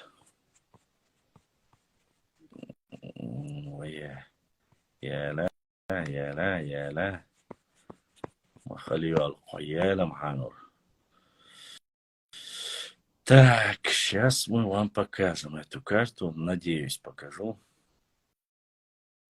Я после публикации каждой карты убираю. Ну вот, допустим, вот эта карта. Он показывает вот эту карту и говорит. Вот, чеченцы, видите, эта земля никогда не была вашей. Послушайте. Вот эта карта как раз-таки говорит исторически, когда, где проживали чеченцы. И это даже не вся карта, которую... Это, и здесь написано, в каком году эта часть была с Чечней, в каком году... вот эту западную часть, видите кусок западную, за красной линией, то есть со стороны Ингушетии, то есть левой стороны, западная часть. Вот это за линией красная, вот этот кусок, это как раз-таки кусок, который оставили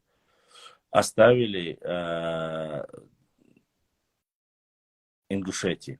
Вот этот кусок нижний, видите, этот кусок, который они украли и который вернули. Валикум ассалам.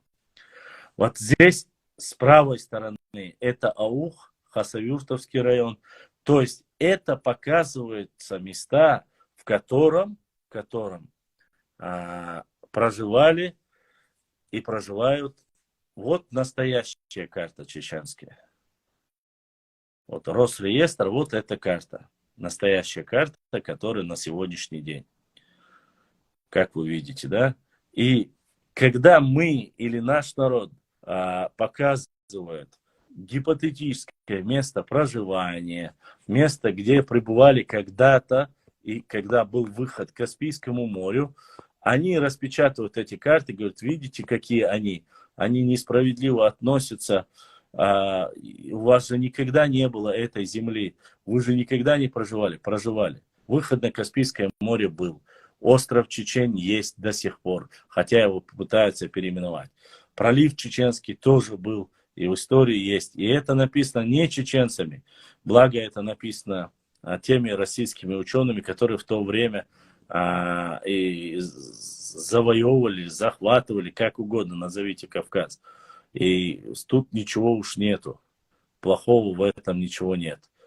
То есть, когда мы показываем географию своего проживания, если вы это не фиксируете, и завтра вам рассказывать нечего, вы говорите, да, на самом деле мы были неправы, мы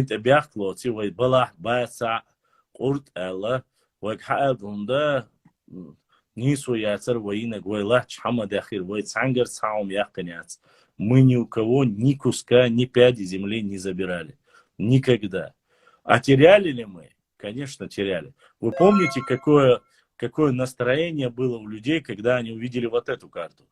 Вот эту карту. Вы помните эту карту? 30-летняя война. Между прочим, эта карта не чеченская. Эта карта написана еще в 1953 году, когда чеченцы были в депортации. Понимаете? Эта карта не чеченская карта, и не мы ее делали.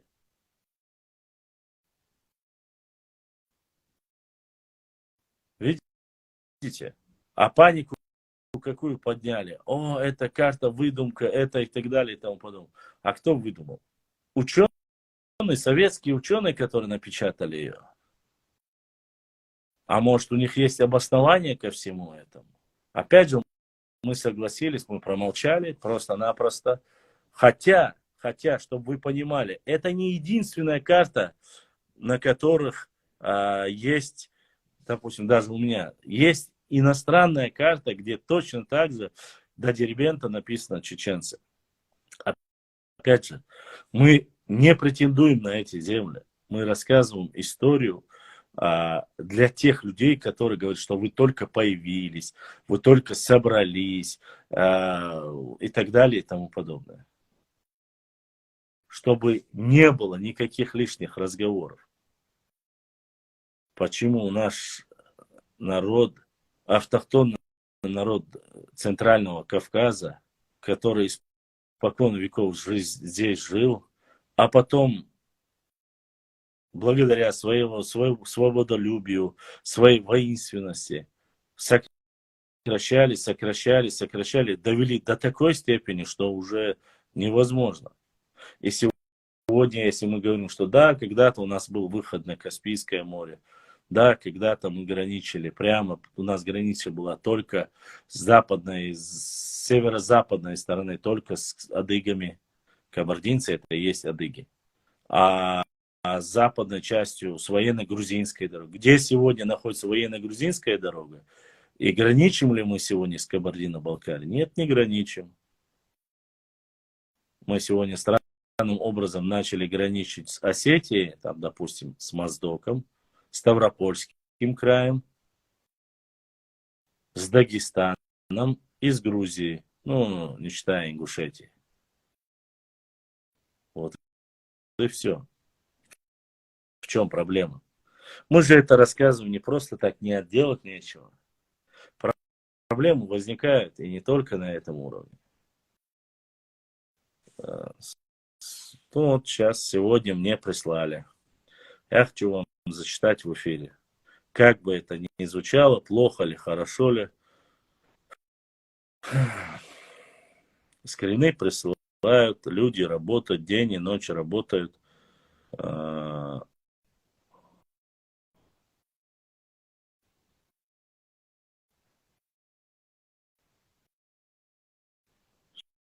Сейчас я хочу вам...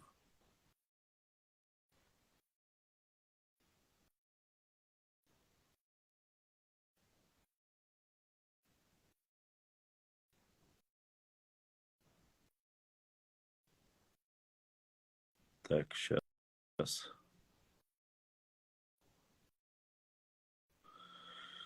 Угу.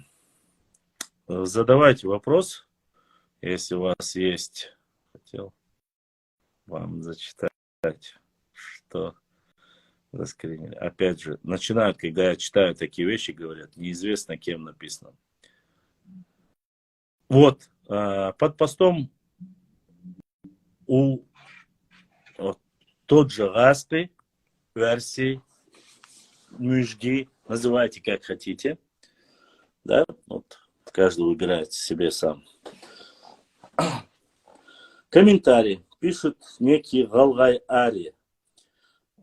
Через букву Г, не Галгай Ари, а именно Галгай Ари. Артем, не обращай внимания на тупиц, говорит. Среди ингушей, как и среди ингушей, само собой, и среди чачанов очень много мужчин-сплетников и урожденных тупиц. Про ослетинов скажу, запятая, что не только пригородный район и Владикавказ, это западная Ингушетия. Вся Северная Осетия – это западная Ингушетия. Ослетины же – это еврейские беженцы из Ирана. Их оттуда в 529 году турнул палками под ослетинские, здесь оскорбление, персидский царевич Хосров Ануширван за распутство в виде маздакизма-коммунизма. А передал же, я хочу вам объяснить, к чему. Я не влазю во внутренние отношения между ними, со ингушей и осетин. Это их внутреннее дело. Но дальше, смотрите. А передал же ослетинам пригородный район проклятый чечен, послушайте, проклятый чечен Гайрбеков Муслим Гайрбекович, осиновый кол в его могилу, на радость чачанским нацистам в обмен на Наурский, Шилковской, Каргалинский районы для чеченов. Поэтому чечены всегда были и будут на стороне ослетинов против ингушей. Чеченов объединяет с ослетинами служение Иблису, в скобках сатане, несмотря на то, что ослетины в 1995 году, и это пишут все, пишут под видео Артему, пишут, не забывайте. Иблису насиловали чеченов. Эти братья в сатане, а идолопоклоннику глаз не выколает. Это дальше, уже другой, Стелла А пишет. Извините, Артем, но мне трудно представить себе ингуша, говорящего о вас плохо. Вы слишком много говорите на тему заработка. Я понимаю, что ложь вас задевает, но она исходит точно не от ингушей. Под нашими фамилиями пишут всякие. И странно, что вы этого не понимаете, написано, понимаете язву вашу.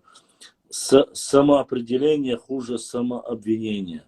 Пишут неправду и наговаривают. Вот эти два комментария, которые нет, всю жизнь должен... Вот эти комментарии пишут под видео Артема. Но вполне возможно, что, я не говорю, опять же, кто бы это ни писал, что бы это ни писали, во-первых, мы никогда не отказывали, что Гайрбеков Муслим дал гештуацию, дал Декал Волес, один из лучших сынов нашего народа, новчего народа. Это раз. Во-вторых, Гайрбеков Муслим не отдавал никому и не менял пригородный район на Наурский, Шилковской или Каргалиновский. Каргалиновский там вообще маленькая часть. Шилковской и Наурский район. Остальное, отвечать на выпады, поскольку за все эти 4 года я не видел ни одного я не видел документа, где говорилось, что Наурский или же Шилковской район даны взамен пригородного района. Такого не было и нет. И еще самое интересное, чтобы вы понимали, пригородный район это не горный район, это предгорная часть. То есть это территория, плоскостная территория. А взамен Шилковской и Наурский район, и в этих документах как раз таки говорится, взамен тем людям, которые не могли вернуться в горную часть. Если бы вы сказали, что эти земли даны взамен джейраховцам или там, допустим, цоринцам, или кто там проживает, WhatsApp можешь открыть? Я WhatsApp открыл, Заур. Открыл WhatsApp я. И так далее и тому подобное. Если бы это было бы так, допустим, у нас есть районы, в которые было запрещено возвращаться. Это весь Шаройский район, Чеберлойский район, Геланчожский район. Это уже 3 района как минимум. Плюс и Тумкалинский район. И еще.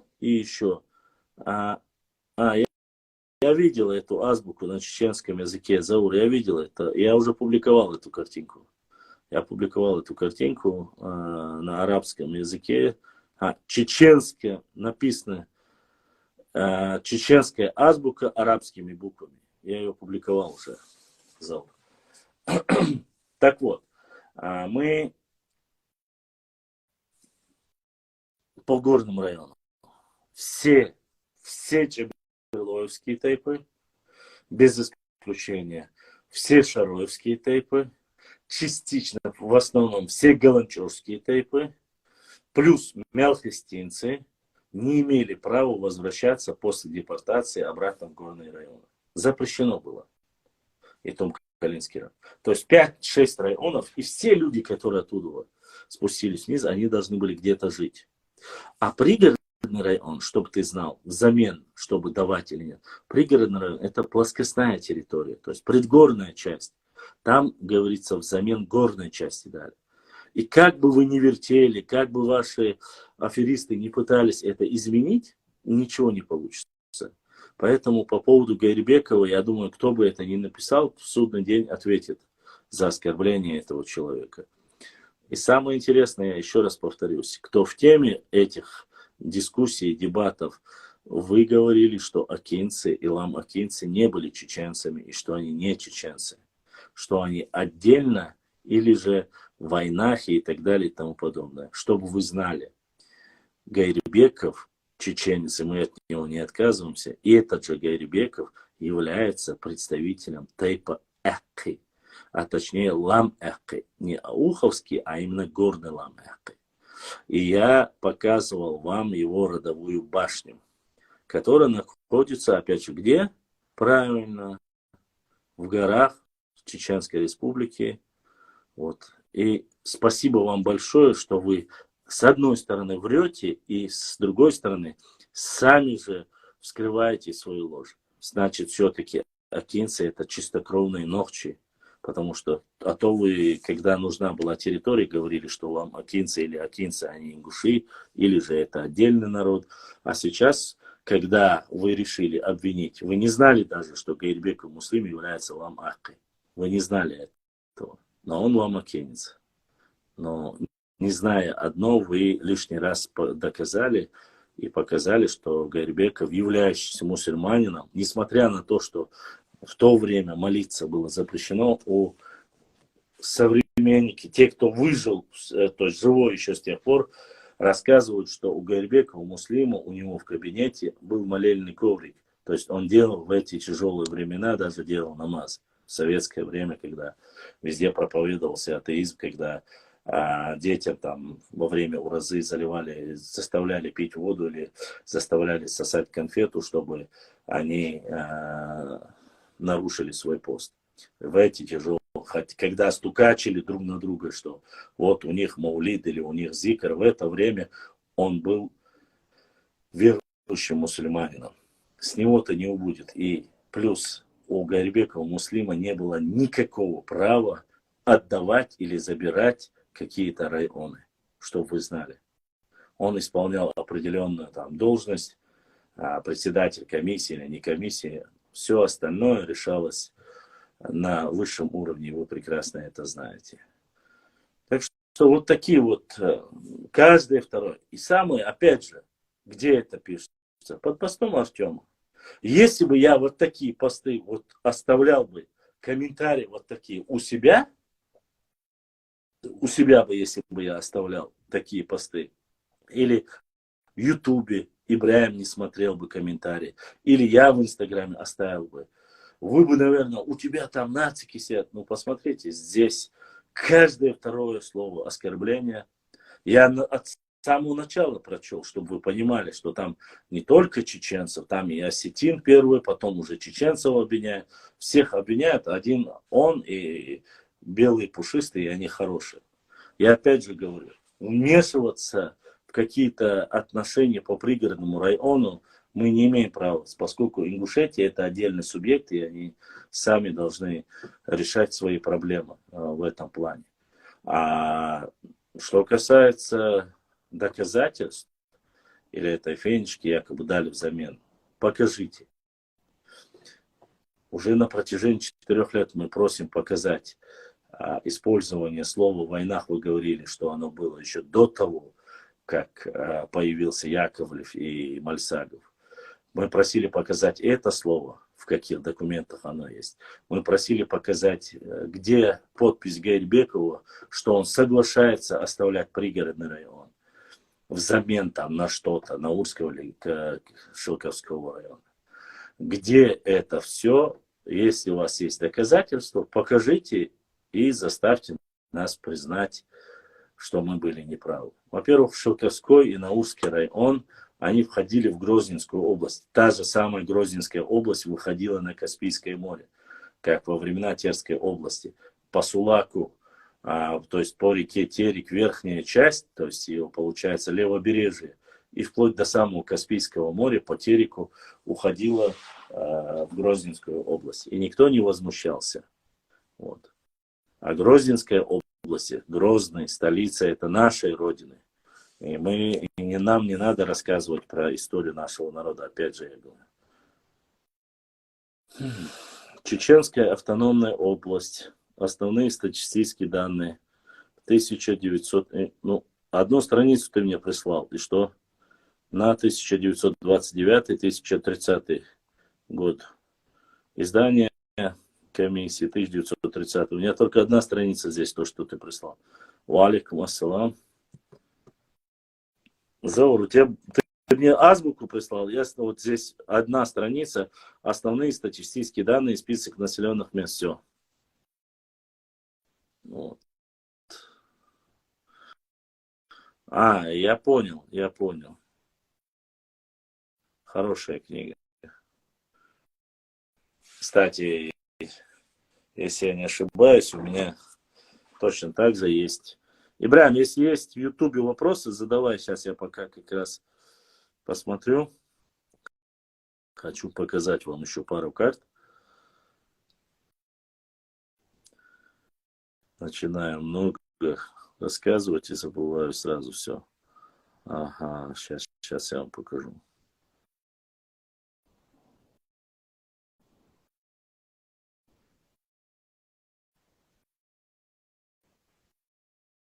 Так. Сейчас мы...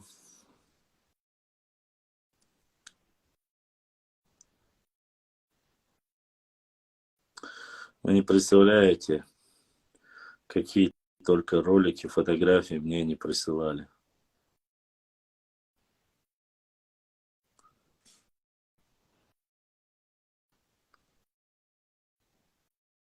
Так. Сейчас. У меня вся книга, и я так не могу все скинуть. Там все населенные пункты от 1929 года. Угу. Но это хорошо, Заур. Это хорошо. Книга Хасана.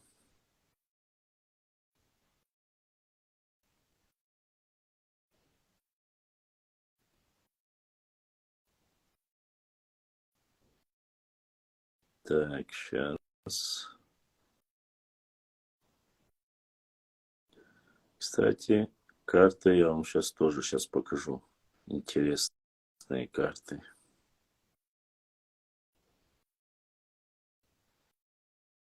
Угу. Думаю, вам будет интересно это.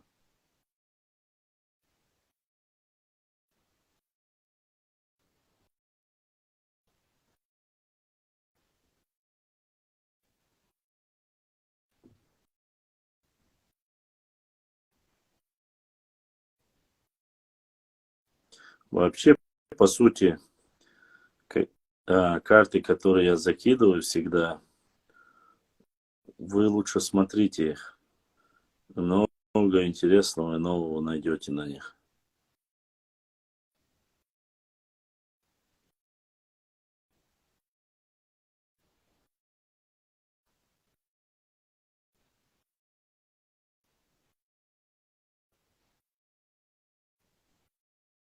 Ни одна из этих карт не нарисована мной. Ни одна.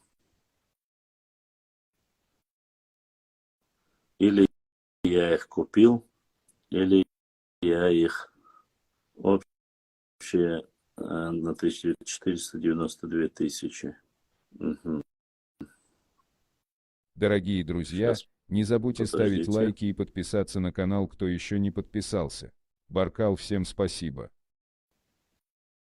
Заур Соборделадзе.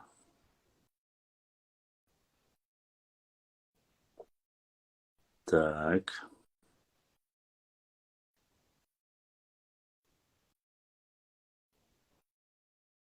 Вала Былок. Вот он задает вопрос, был ли выход. Еще как был. Выход на Каспийское море был.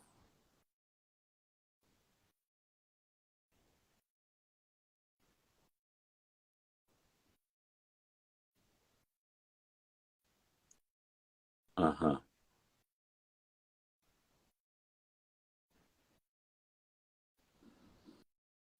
Отправить. Айдроп. Тет-тет-тет-тет.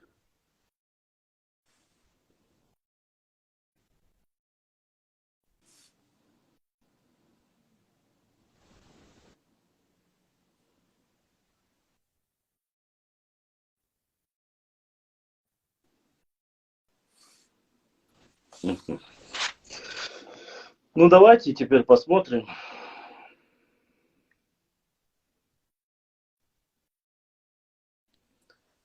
Пока вы пишете вопросы, и пока кто-нибудь к нам в эфир не пришел, посмотрим. Давайте посмотрим. Эх ты ж. Эта карта, она большая увеличена, да? Ну, жаль.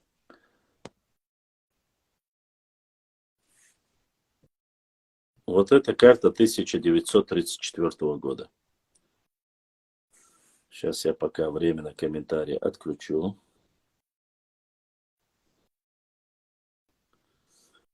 Видите, вот снизу, с левой стороны, кусочек вот такой. И Малгобек, и Карабулак входит. Это карта 1934 года. Почему-то я какой-то погайтам уж. Видите теперь?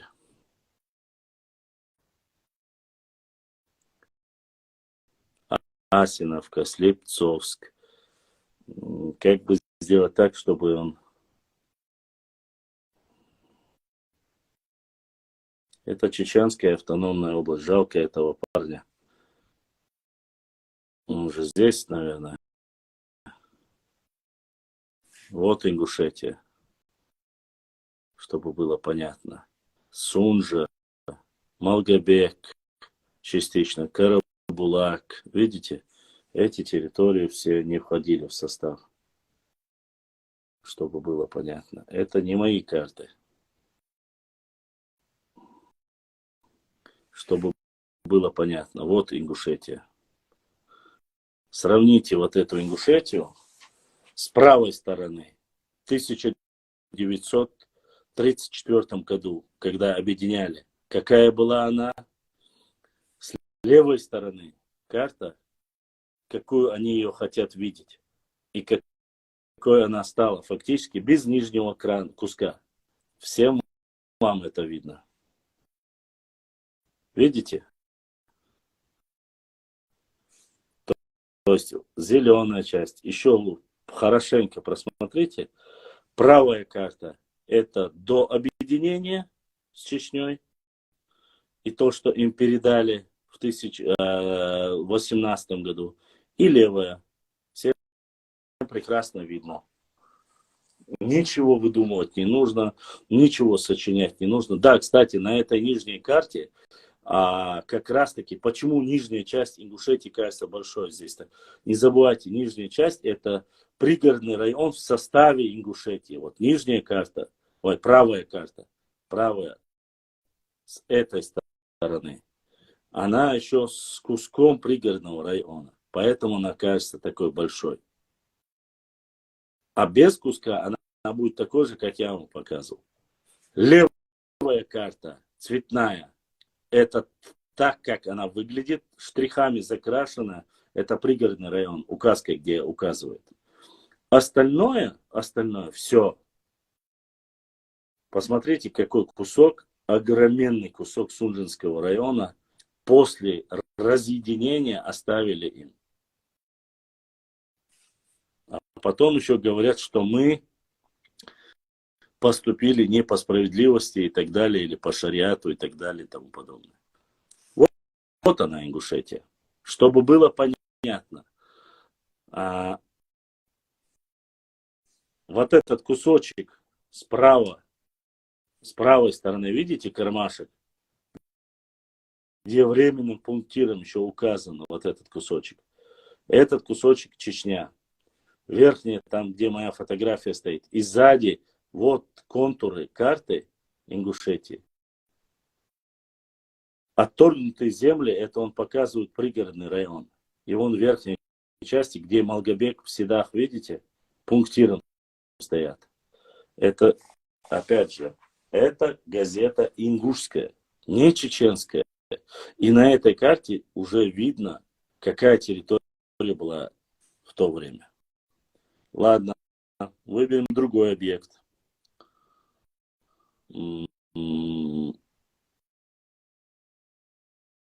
Вот эту карту. Видите этот кусок, где указано стрелкой? Этого куска нет. Это карта Автономной Республики Ингушетия, чтобы было понятно. Так, кто потерял больше и кто отдал больше, посмотрите сами. Ладно. Смотрим на старую карту. Карта 1830-х годов. Чеченцы где находятся? Видите, подчеркнутое красное. Чтобы вы понимали, где вот нижние чеченцы написано, подчеркнуто, это река Фортанга. Вплоть до Фортанги или Ассы даже находится, что написано на карте? Правильно, чеченцы. Давайте посмотрим другую. Опять же смотрим другую карту. Вот эту. Вот эта карта. Как видно, это чеченцы написано на ней. Это дальний ракурс. Я сейчас покажу обязательно. Что за карта? Вот эта карта. Подробная карта Российской империи. Видите? Его императорского величества. Это карта кавказских непосредственно. Подробная карта. Здесь без ошибок, без всего этого написано. И где там все находится, всем прекрасно видно. Да? Вот здесь. Красный подчеркнуто Владикавказ. Посмотрите. Еще раз посмотрите лучше. По реке, до реки Асса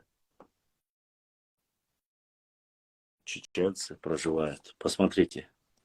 Фортанга от Владикавказа, чтобы было видно. Вот Владикавказ, видите, с левой стороны. Рядом по этой написано Ингуши. Потом следующая река Шилка или Шал, как-то называется. Третья река Фортанга. Третья.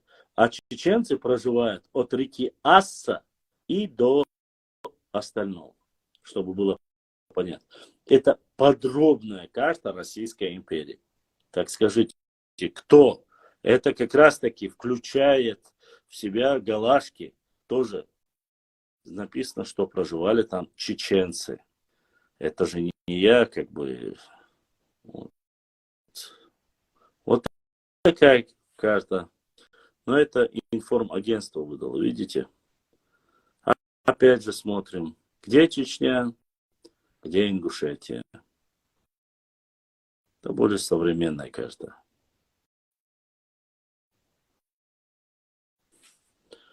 Окей. Смотрим дальше. И последняя карта. Это я показывал, это я показывал. Ну, смотрим вот эта карта. Опять же, это Ингушетия. Чтобы было видно, граница между Чечней и Ингушетией — это красная линия. По этой красной линии Карабулак, Малгобек и 8 еще селений находятся в составе Чечни. Ни у кого не вызывает, надеюсь, сомнения того, что мне смысла нету никого не обманывать и что-либо говорить. Да, очень интересную фотографию я нашел. Тут убеждают и говорят, что мы якобы там своровали у кого-то этот орнамент. Посмотрим. Видите орнамент? Свастика, орнамент, тотем, которые утверждали, что это чисто наш. Похоже, что эта девушка является или чеченкой, или ингушкой. Я очень сильно сомневаюсь в этом. Этот народ даже не граничит. Картинку, видео, он показывает эту губастую, накачанную.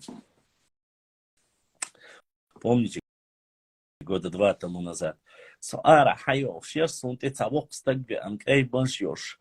Халх му оласак антан хасхит ялу дагау олар ас хинц сотеве хайоз мегардари хаялу гачвар. Вот эту. Я даже не знаю, как ее назвать, чтобы не оскорбить. Некультурную представительницу показывает у себя на канале, говорит, вот такие они, чеченцы, нехорошие, у них даже взрослые к молодой девушке подходят, знакомятся. Конечно, знакомятся. А что плохого сделал, если он с бородой? Допустим, здесь бороду носят и молодые, и старые. И что тут такого? Он подошел познакомиться, лишнего ничего не сказал. Хотел познакомиться, жениться и серьезные отношения. Что здесь плохого, чтобы ты, старый маразматик, у себя на канале показывал эту, не знаю даже, как назвать ее, показывал ее на своем канале и говорил, вот такие они и так далее, и тому подобное, что они общаются. Я не могу понять. Теперь мы уже начали закидывать видеоролики, где кто с кем общается, или как подкатывает, или как на свидание идет. Уже до такой низости дошли, что начали задавать и показывать. Какое твое дело, как и куда мы на свидание идем и что мы говорим? Какое дело?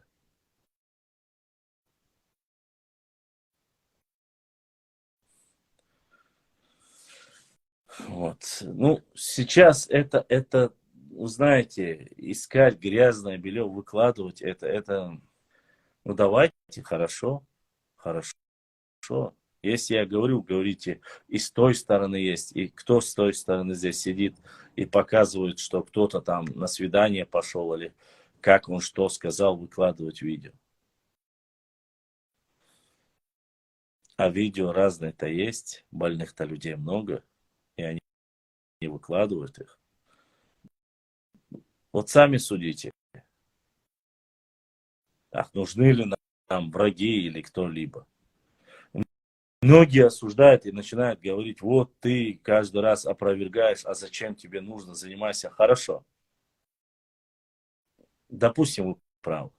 Что я должен, как гражданин, как патриот, как человек, который любит свою родину, как я должен поступить, если оскорбляют мой народ, если оскорбляют территориальную целостность, но не оскорбляют, а паразитируют и претендуют на территориальную целостность моей родины, если оскорбляют целые большие тейпы представителей моего народа, если оспариваются герои национальности и национальные герои моего народа, как я должен поступить? Я должен промолчать, оставить и сказать, пускай разберутся профессионалы. Я должен так сказать. А вы тем временем будете делать всякие гадости, и люди, которые сидят в социальных сетях, а сейчас в интернете сидят и взрослые, и молодые, и все остальные, они должны брать только вашу информацию и правду знать не должны. Вот так должно? Или как я должен поступать, скажите мне. Мне интересно просто-напросто. Должно же быть какое-то отношение. Каким образом должен проявляться патриотизм, любовь к своей родине? Как мы должны защищать себя в этой гибридной войне? А она идет семимильными шагами. Пока у нас шла война, вы уже в то время и карты как вы переделывали, кто этим занимался, я говорю. Все это знали. Проще же очернить, там, сказать, финансовое положение обсуждать или внешнюю личность обсуждать человека, нежели чем реальные проблемы. Реальные проблемы – это взаимоотношения, я имею в виду непосредственно между обычными людьми, или блогерами, или исследователями, или историками. Что будоражит умы людей. Мы не обращаем внимания на них. Если вы не обращаете внимания на своих представителей, которые оскорбляют наш народ, мы не можем этого оставить. Мы должны отвечать непосредственно спорные. Карабулак, Сунжа, Чемульга, Аршты, Датты,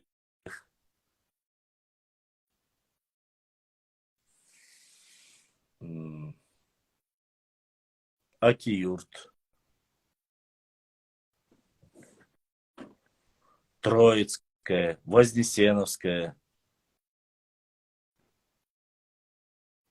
Я знаю, что они же везде написаны, и в документах они написаны. Я знаю это. Ладно. Кто-нибудь в директе, ой, в этом. В Ютубе есть вопросы? Сколько человек там, Ибраим?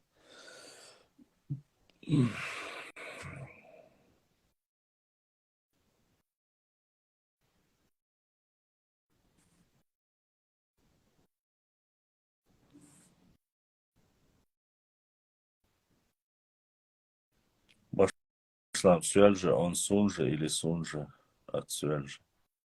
Я не понял вопросы. Сунжа это от названия Сюэльжа. Это одно и то же. И Сунжа, и Сюэльжа это одно и то же. 70 человек в Ютубе. Прими запрос. Принимаю запросы.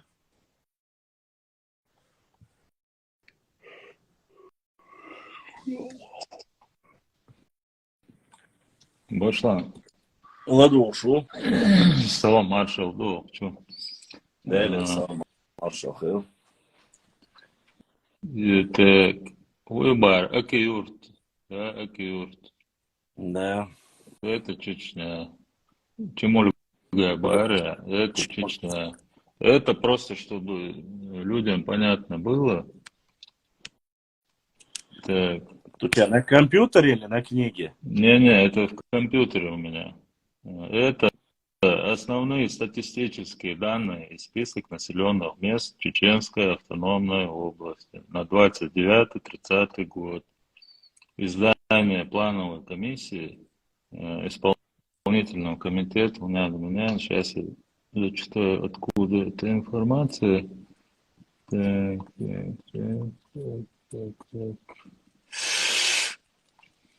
Просто, чтобы не быть голословным. Это, так, тут лупой приходится разглядывать, о, слабо это.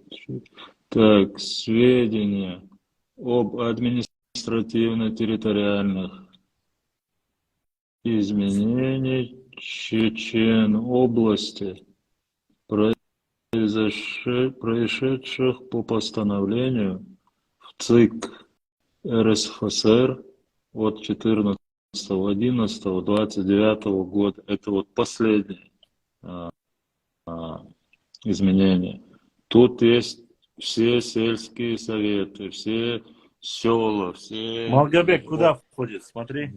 Малгобек, так, сейчас я дело на М. Сейчас. Тут перепись населения, все, вплоть до коров, сколько баранов, где сколько чего было. Так, дела. Так, Белготовский совет, это Г. Так, дела. 34-й год Хавьезон тебя. Если не видишь его, посмотри Карабулак. Подожди, тут по округам, сейчас я буду, это Веденский округ, так, это что у нас? Седарский округ есть, посмотри. Сабардио, сейчас тут медленно Да, он должен быть, листается это или все. Малгобекский округ, он уже в то время был. Так, Дзумсуевский совет, это на Д, Сабардио, сейчас. Так.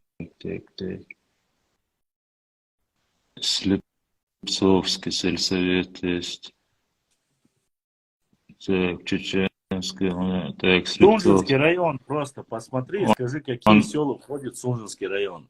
И все. Он был Сунжинский, да, так и назывался? Да, он назывался Сунжинский казачий округ.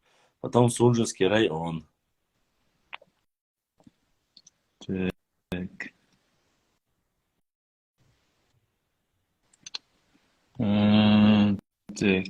Так. Гучум Калинский. Гучум Калимича. Это поколение. Так. Гучум Калинский. Катым Калинский. Хани Калинский. Но это уже Урандуль. Так. Химой. Вот ты ушел уже в Шаройский район. Сабрил. Я сейчас. Там по буквам или как стоит там? С не можешь найти? Нет, там, короче, Сабрил. Там очень, я не могу понять, тут округа, потом сельсоветы. Дела. Сейчас я куда-нибудь дойду. Так, на Теречный округ. Вот тут по округам. Так. Подожди, тут не по алфавиту, тут начинается. Тут Петропавловский округ. Потом на Теречный округ. Потом, что? Потом Урус-Мартановский округ. Вот все, То ты есть, сказал именно Юшек, Саушайги или нет, а какой округ, вот тут видишь, по округам они идут. Давай тут их сотни, я сейчас все это прочитать даже не смогу. Округ у Мелхакалезе, Малгобекский или какой округ? Сунжинский или Малгобекский. Сейчас. Так. Ялхароевский сельсовет есть. Ладно, оставь, сейчас ты уже ушел не в ту степь вообще. Ялхаровский это Галанчевский, ты уже ушел туда.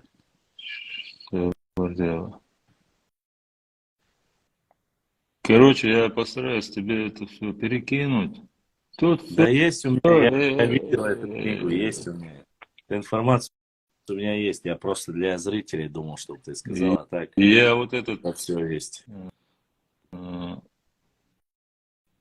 Кое-что, кто ордыцнак, я кое-что нашел, там есть вот эти две книги вот это, и синтаксис чеченского литературного языка тоже до 40-го года, это 1940 год.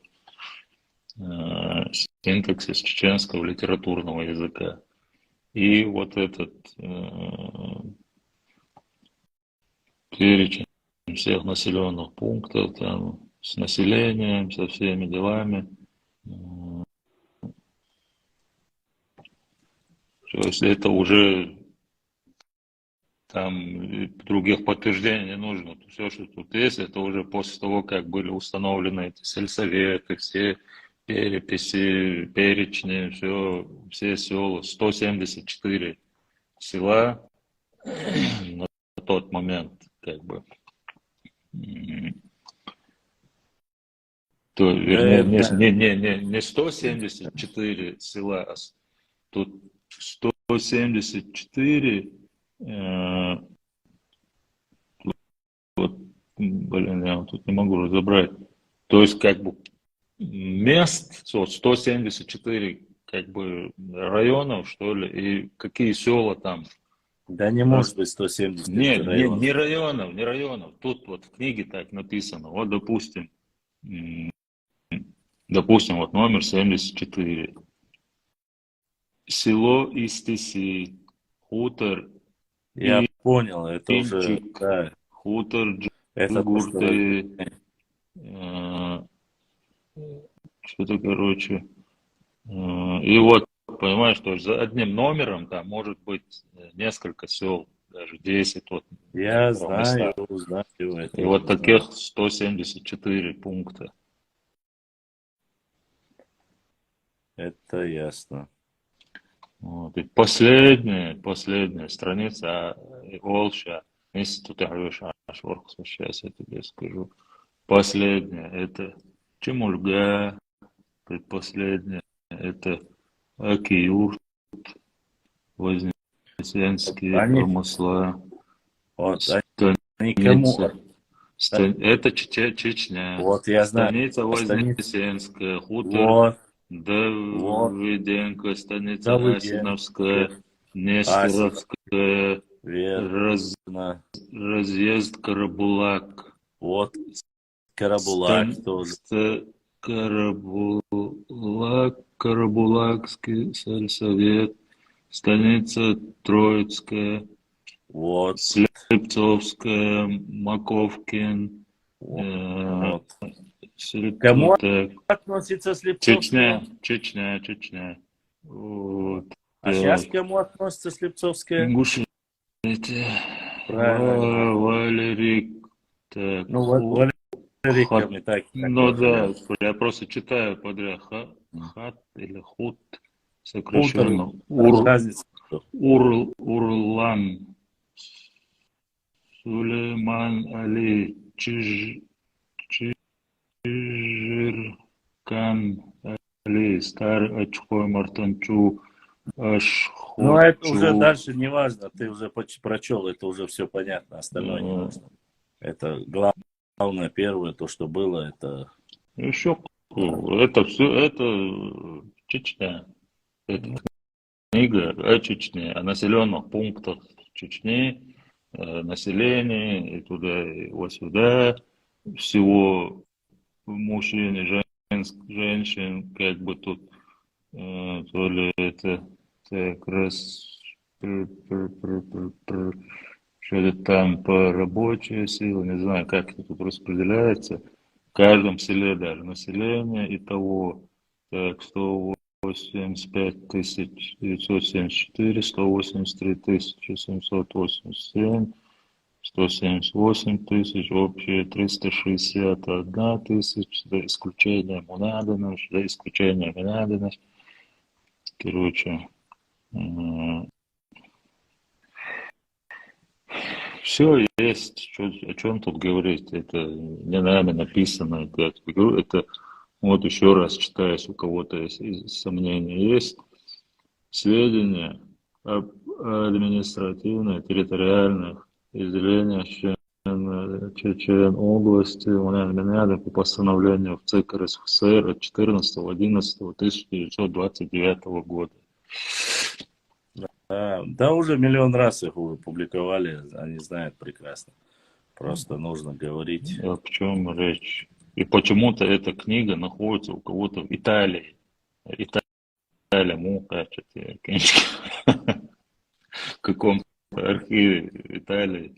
Я сдал манеры просто. Италия.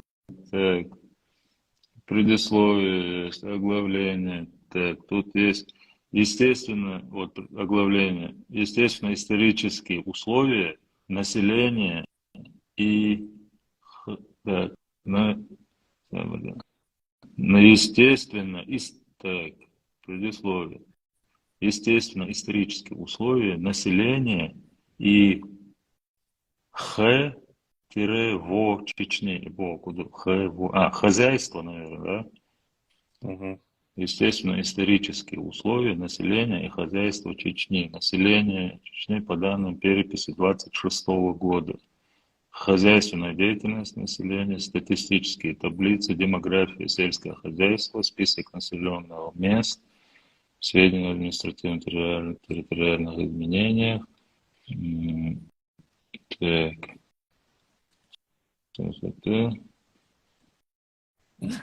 Сейчас я нашел еще одну карту. Написано «Карта древней Ингушии».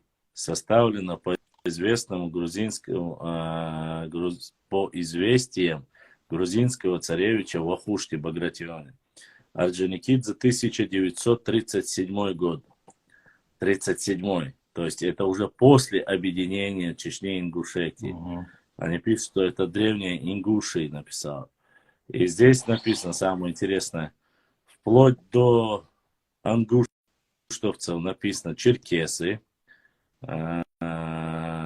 Снизу, начиная от границы с Двалетией, то есть Осетии, написано Дзукетия до самой границы с Лакетией, то есть до самих этих Сюли. И потом они пишут маленькими буквами, написали там, где находится Кисты, написали маленькими буквами, там тоже Дзурдзухи. Интересно, по каким это данным, на какой-то книга это, сейчас посмотрим. Книга это «История происхождения ингушей», М.М. Базоркин написал ее. История ингушей по известным Вахушти, по известиям Вахушти о Дзурдзуках. Если Базоркин написал. Окладуан Башлам. Вот смотри, тоже интересно. Так. Территория. Общая площадь территории. Чего именно? Чечня. Территория Чечня. Так. Включая.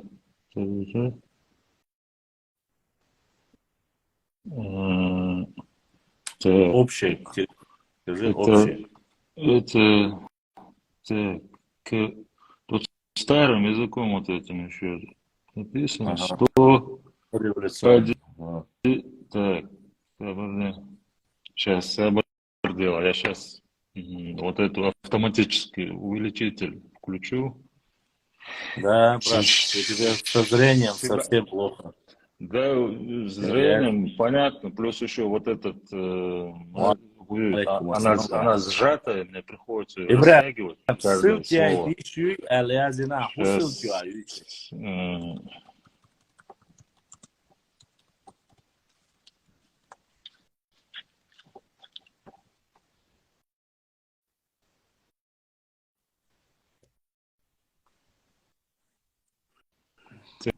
Так. То есть по той же карте. Вот смотри. Так. Я смотреть Поверхность, не могу, область. Да, я рассказываю. Так. Плоскость, горная, не горная, предгорье. Так. Цифры назови, цифры. 100 там. Там нет, не может быть. Нет. Сейчас, вот это как считается? Это 1 миллион 117 1 118 000 гектаров.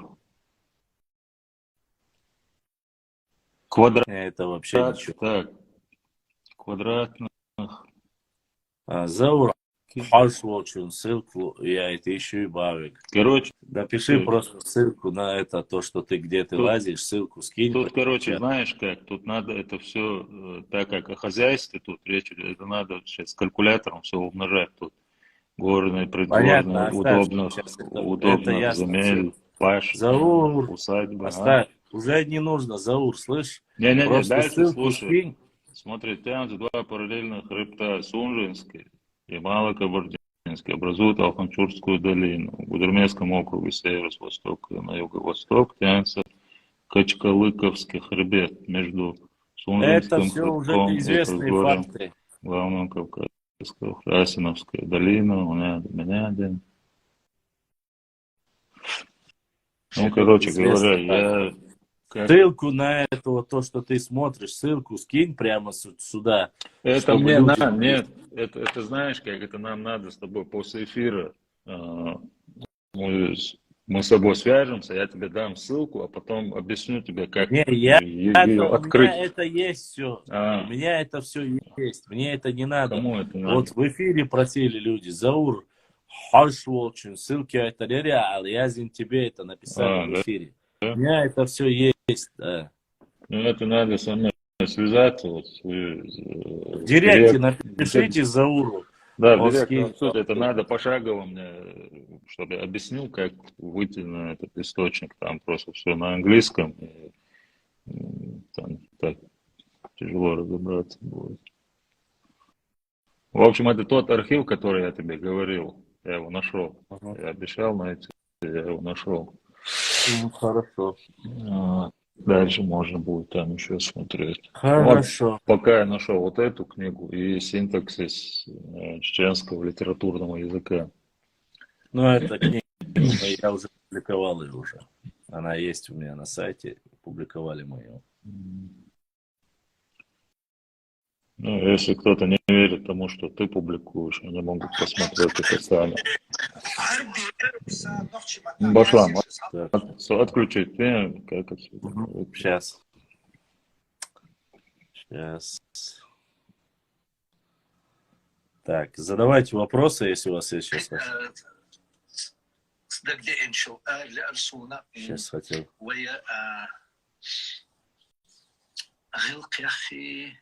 Не то.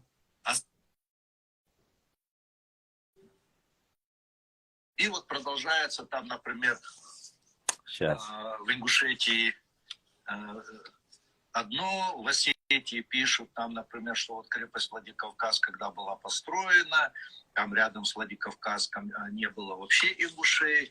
Вот. И вот здесь вот это приводят эти архивные документы, это историк Муталиев Тамерлан, это еще, по-моему, в 1990 году. Вот он приводит такое, это в 1823 году, согласно клировой записи Осетинской церкви во Владикавказе, выстроенной на средства комиссии по обращению к христианству осетин и ингушей, в это время рядом с Владикавказом живут 120 дворов осетин и 118 дворов ингушей христиан. То есть осетин и ингушей это равное количество. Вот такие вот факты.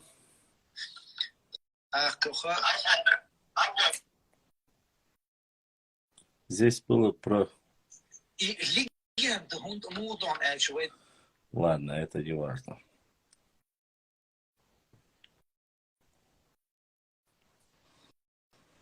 Есть вопросы? Задавайте быстрее. Спрашивайте. Если у вас нет вопросов, в Ютубе здесь, если нет вопросов, мы отключимся, чтобы вы могли отдохнуть. А то я жду с вами. Я не знаю, начал про Конституцию говорить, вы как-то съехали, тоже про другое спрашиваете. Начал что вам именно рассказать.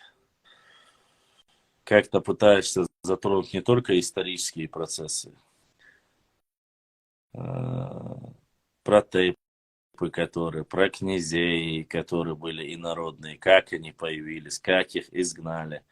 Я вам это уже рассказывал. Что касается инородных тейпов, которые не имеют ни горы, не имеют родословно здесь, они являются пришлыми и получили ничего. Они получили убежище здесь, на нашей территории.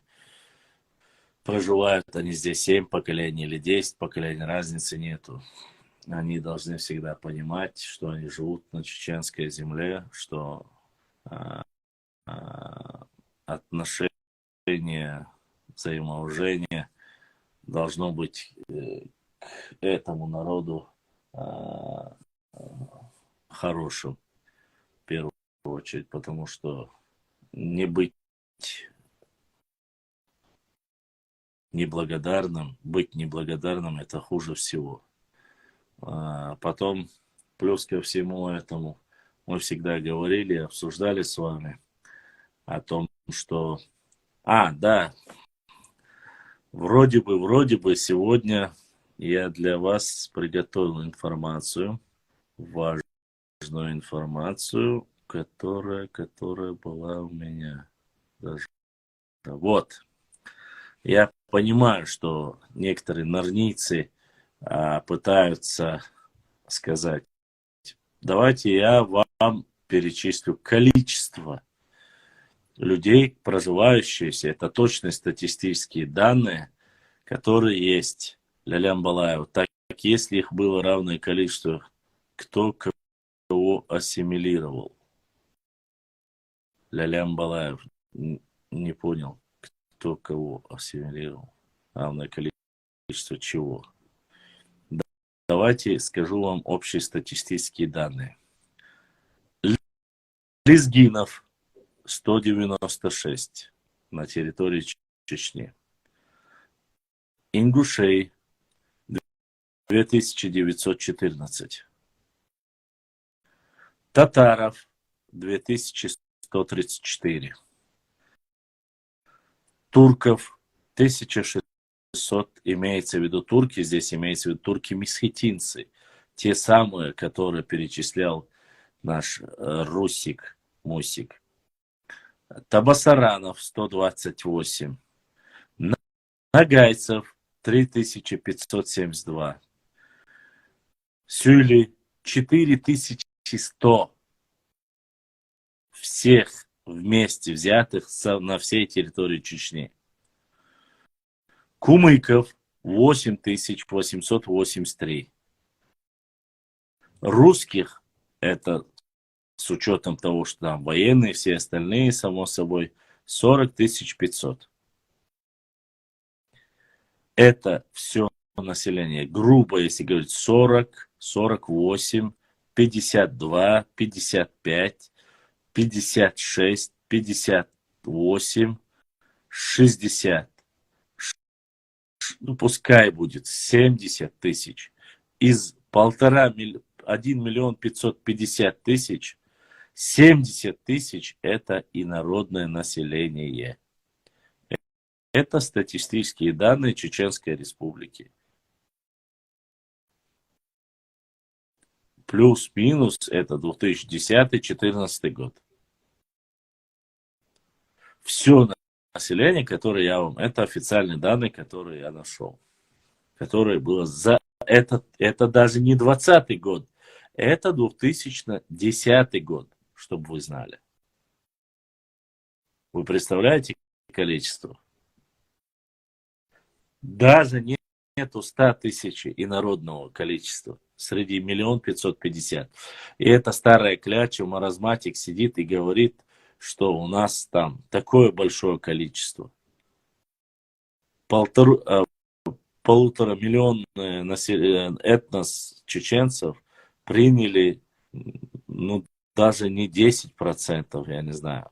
Приняли определенное количество, как мухаджиры приняли на своей территории чеченцев.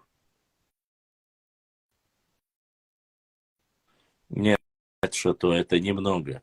Это все народы, которые проживают здесь.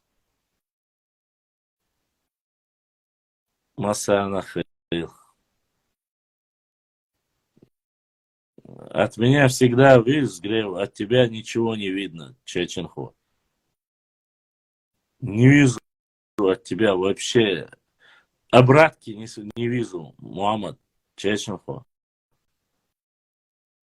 Ты как пропал года 2 тому назад, сказал, что ты сделаешь там хороший донат.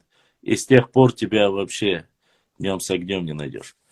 Шато, чтобы ты понимал, 1 550 000, из 1 550 000 у тебя где-то плюс-минус 60-70 тысяч здесь. С учетом минусовать, если военных и все остальные. Мовил, мама, и дик, смотри, дик духа, это же так и есть. Ты же сорвался, мама. На белого там, на других тратить, у тебя всегда бабки есть. А вот прийти такой мощный, поддержать наш канал донатом ты не можешь. Эла, сагягер целахенгягер хрвара, мама. 70 тысяч это целый район, а у нас пару сел, где проживают нечеченцы. Кажется, ты опять меня не понял. Адуква, это военные части. Это 2 села, где проживают, хоть не 100%, но проживают кумыки. 2-3 села, где проживают нагайцы. В Наурском районе турки-месхетинцы есть. Поэтому не надо говорить об этом так. А такая книга я смотрел в WhatsApp. Выскочим на днях. На днях выскакивать не надо, мама. Если ты сюда прислать не можешь мне, ты знаешь номер для донейшена. Так что больше ты меня не обманешь, мама. Нет, Заур, ничего не пришло. Туземцы Северного Кавказа, Семенов. Туземцы Северного Кавказа, Семенов. Вроде не знаю, не знаю. Для 300-тысячных ингушей это много. Но не забывай, что и в Ингушетии есть такие же. В Ингушетии проживают и другие национальности. И кумыки, и терские казаки, и сюли, и кабардинцы. Так что тут ничего нету такого. Вполне нормально.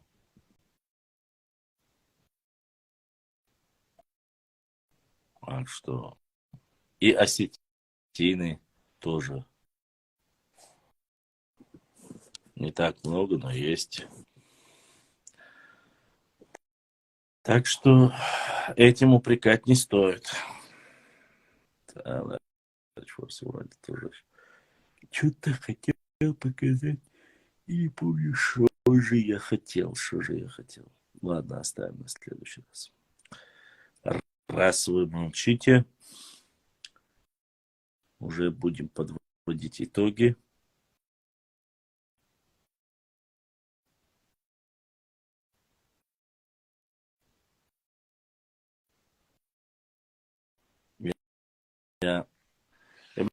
Прям есть в Ютубе вопросы?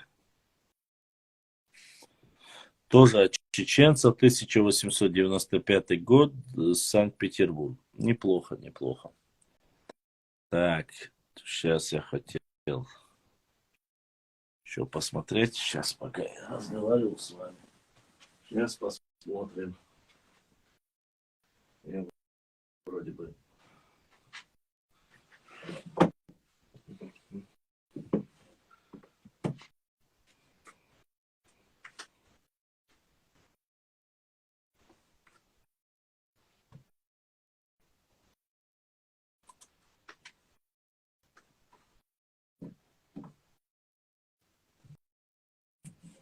Так.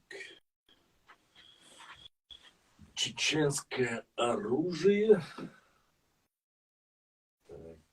но не то. Ага. Сейчас.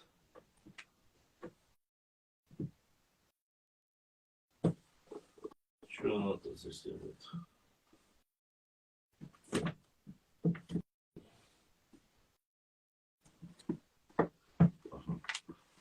Кавказцы.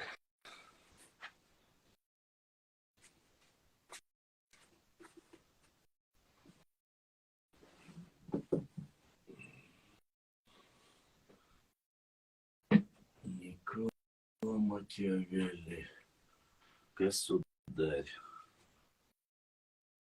Ингушетия.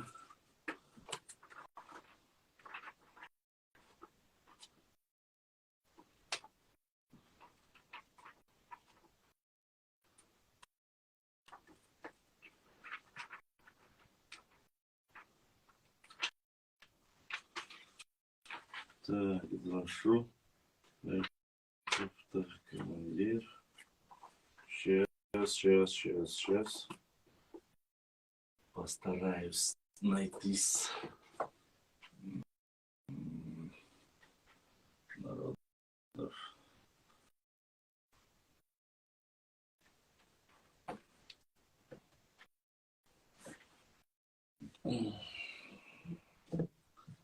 Хотел показать вам кое-что, но видать я его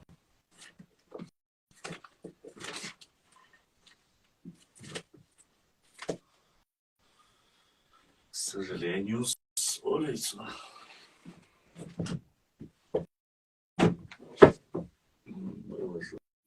Дорогие друзья, не забудьте ставить лайки и подписаться на канал, кто еще не подписался. Баркал, всем спасибо. Сейчас мы... Так, Виноградов, о славе Чечена, Ингушетия. Это у нас хлебом. 1950 Чечню, Грозный принял. Дядя Ерошка. Зачем?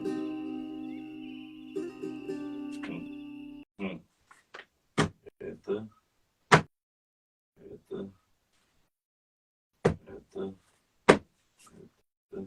И вот это.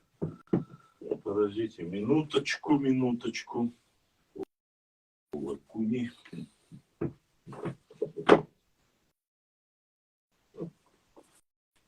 У нас же есть тоже кое-что о чеченцах. Чеченский стоящий сайт жемчужина Северного Кавказа. Это о чем?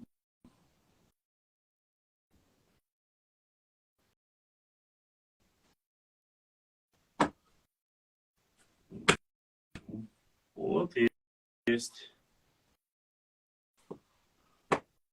Очень. Так.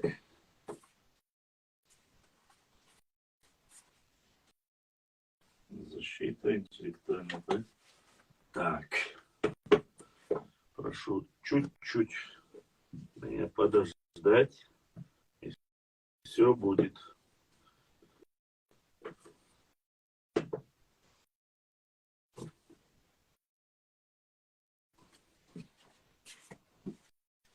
Это не нужно.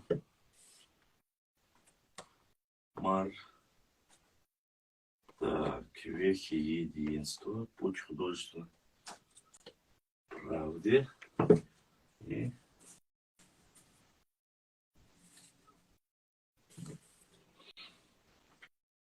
давайте. Ну, смотрите.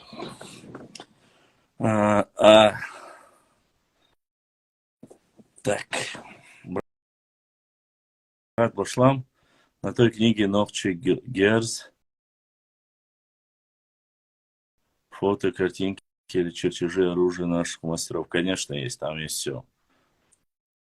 есть все. Так.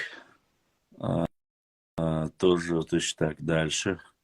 Башлам, ассаламу алейкум. Что означает большая Чечня, малая Чечня?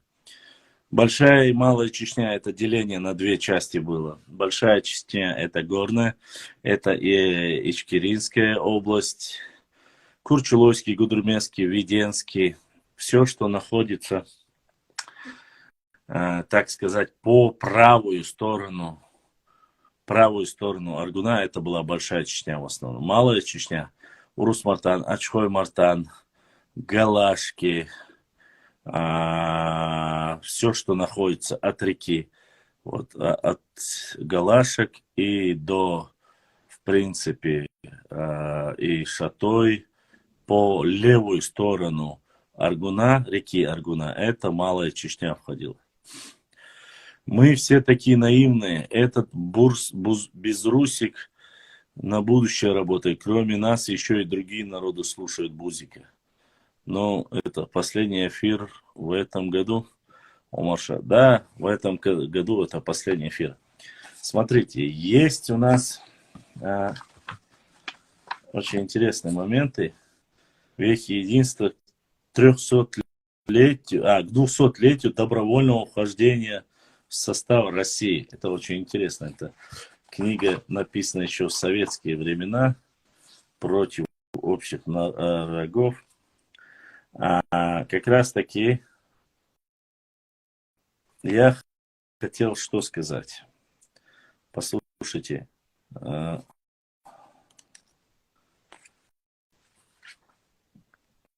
Сейчас.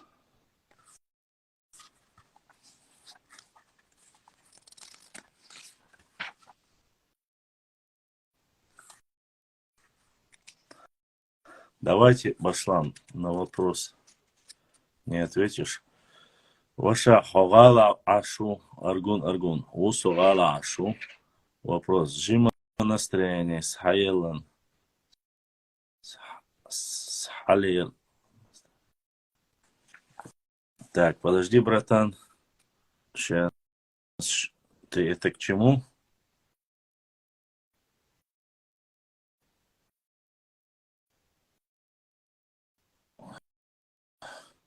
Новый год. Мухаммад аятни. Мухаммад далса юэл дал духва хуэл. Будеснаг Аллаху эзашка соуда хил. Мухаммад далси дуэл. Все, теперь я вижу, брат, тебя. И поддержку твою вижу. За донат огромное спасибо. Да, это последний эфир, наверное, в этом году. На вопрос не ответишь. Дайрес хил, Мухаммад дал духва хуэл. Твоя поддержка очень многое значит для развития нашего канала. Это очень важно.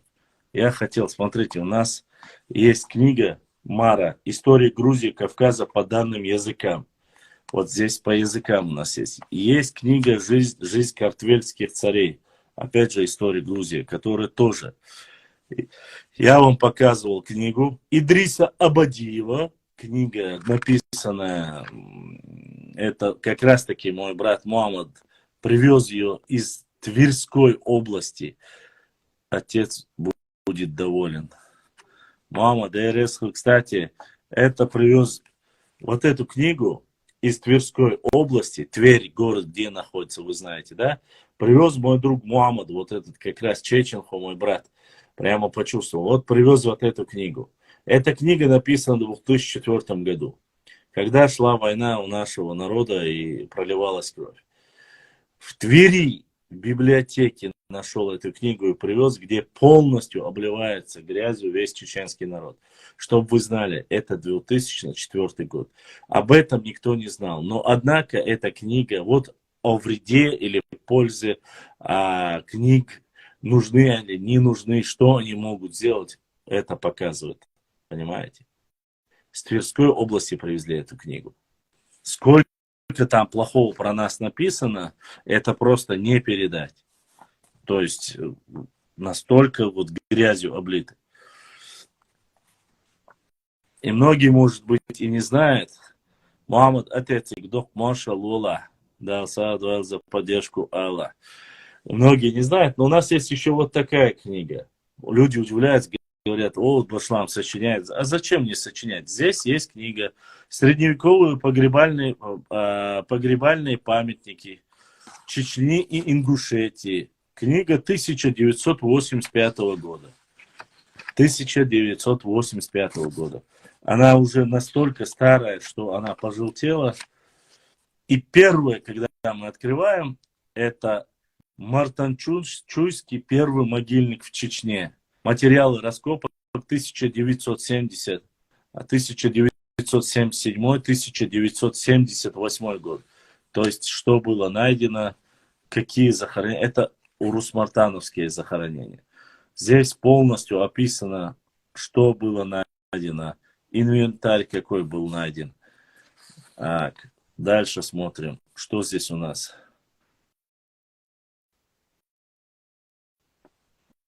Сейчас.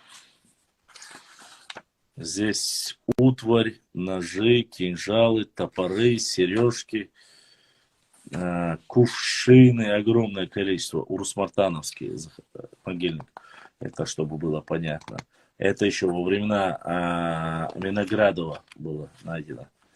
Кстати, и Мамаева тоже. Здесь Мамаев, второй человек написано, после Виноградова. То есть они все эти, в основном археологические раскопки, были украдены и переведены, украдены, так скажем. Дальше смотрим. Топоры, ножи, как ледоколы. Так, дальше. Новые данные о средневековых подземных склепах Чечни. Это Даутово. Большая и Малая Чечня – это военное отделение, главный штаб в Тифлисе, так и разграничил Чечню.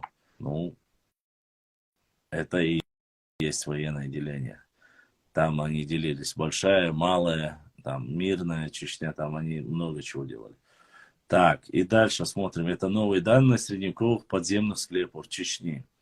Так, изучение средневековых погребальных сооружений Чечни, как и региона в целом, несмотря на определенные успехи лет, так, ситуация усугубляется отсутствием полноценных публикаций материалов аборигенных памятников.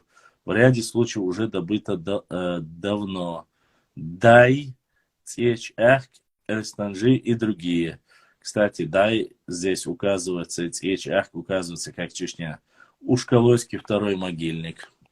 Масера Бюстей, Масера его мама. Дальше смотрим. Могильники подземных склепов. Смотрим. Серноводск, Самашки, Асиновка, Ачхой-Мартан, Датых. Везде вот эти склепы, это могильники из подземных склепов. И вся эта карта, нарисованная территория, она находится полностью только в Чечне. Селения, которых есть могильники из подземных склепов. Перечисляю. Размещены. Первый Ушкалойский, второй могильник это Бугоройский могильник, третий могильник Чар, четвертый могильник Цойпиде, пятый могильник это Майстинский могильник. Это подземные склепы, чтобы вы бы знали. Это уже говоря о том, что раскопки где были, и когда сегодня начинают нам рассказывать о богатой культуре, которой якобы у нас не было, или которую мы украли. Ладно. Тут браслеты, разная утварь. Очень интересно, да. Находки в склепе Чаары. 3 шестиконечная, 4-конечная. Не знаю, вы видите или нет, посмотрите вот на эти рисунки. Видны они? Особенно посмотрите на шестигранник, 4-гранник, браслеты. Все они были найдены в могильниках, подземных могильниках на территории Чечни. Что вам напоминает вот эта 4-конечная, 6-конечная, которая сегодня некоторые, к сожалению, тейпы говорят, что они принадлежат только им. А найдены они в 3-м могильнике, это Чархой. Вот. Дальше найденные это кувшины. Цойпиде, кувшины. Так, сейчас я вам хотел еще что-то показать. Так. Сейчас. Оружие из полуподземного склепа. Так.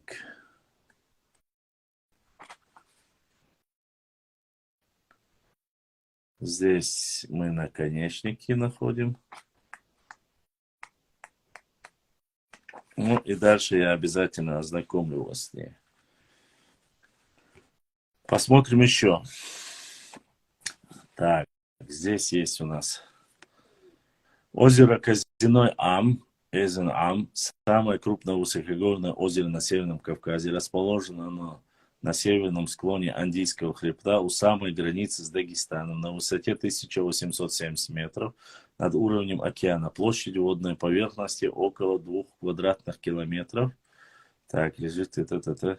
Хотел узнать, какого года книга. Это уже после передачи части Казиной Ам Дагестану. То есть это уже потом посмотрим. Там не столько важно, кроме того, что оно находится и является.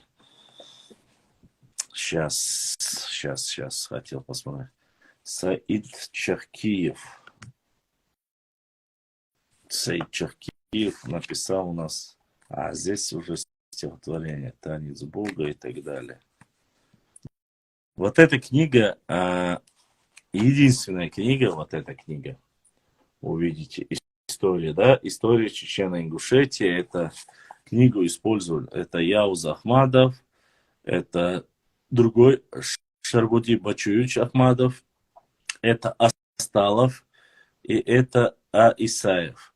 История Чечено-Ингушетии. Вот эту книгу единственную, которую использовали в основном мы, когда учились в университете. Тут я наткнулся на Шехмурзу.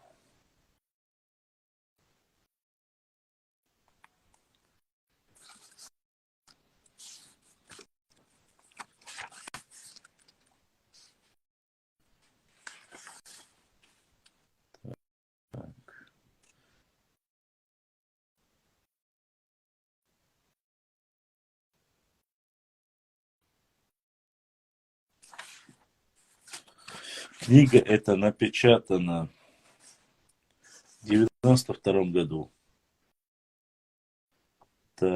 Так, образование Чеченской Республики. Активизация политики России на Северном Кавказе. Истоки русско-северокавказские накопления. Так, это Киевская Русь развивалась между Тактар, монголо-татарские, монголо-татарское нашествие прервало минно складывающие русско- к северокавказские связи. Да, конечно, здесь. Ну, давайте я его оставлю на наш следующий эфир. Очень интересная книга, вот такая книга. Кое-что о чеченцах написано. Видите эту книгу? Надеюсь, всем видно, да? Кое-что о чеченцах. Очень, очень старая книга. Тоже 92-го. Чечня. Чеченский набег. Мансур. И так далее. Хотел. Очень старенькая книга. Хочу вкратце вам зачитать. Надеюсь, интересно будет. Чечня. Под именем Чечня известна обширная страна, расположенная в неопределенных границах, которые приблизительно совпадают на севере с Тереком и качкалыковцами горными кражем, отделяющие ее от Кумыкской степи на востоке, с рекою Акташем, за которую начинается уже, собственно, Дагестан. на юге с Андийским и главным Кавказским хребтом, на западе с верхним течением Терека и Малой Кабардою представляются собой по населению уже получеченский, полукабардинский край. Это малодоступная страна лежала первую на пути распространения русского владычества. Не потому только, что она... Но не первая, здесь тоже ошибки. Это мы оставим на следующий раз. Я думаю, это будет очень интересно. Не первая на пути владычества Кавказа, потому что первое все-таки это Западный Кавказ. Но здесь я думаю, что они с учетом, что якобы мирно вся Адыгея перешла под юрисдикцию царской России. Хотя это маловероятно. Не так это все. За шум начинаются безграничные господствующие леса, равнины, питающие их слегка покатывая от гор к северу, орошаются многочисленными многоводными, почти параллельными притоками Сунжи, из которых быстрая Гойта делит всю местность. Вот здесь, смотрите, как раз таки, отвечая на ваш вопрос, известная под именем Большой Восточной и Малозападной Чечни. То есть Восток и Запад, вот что обозначает Большая и Малая Чечня, здесь указывается. Здесь хотел посмотреть, что же здесь есть.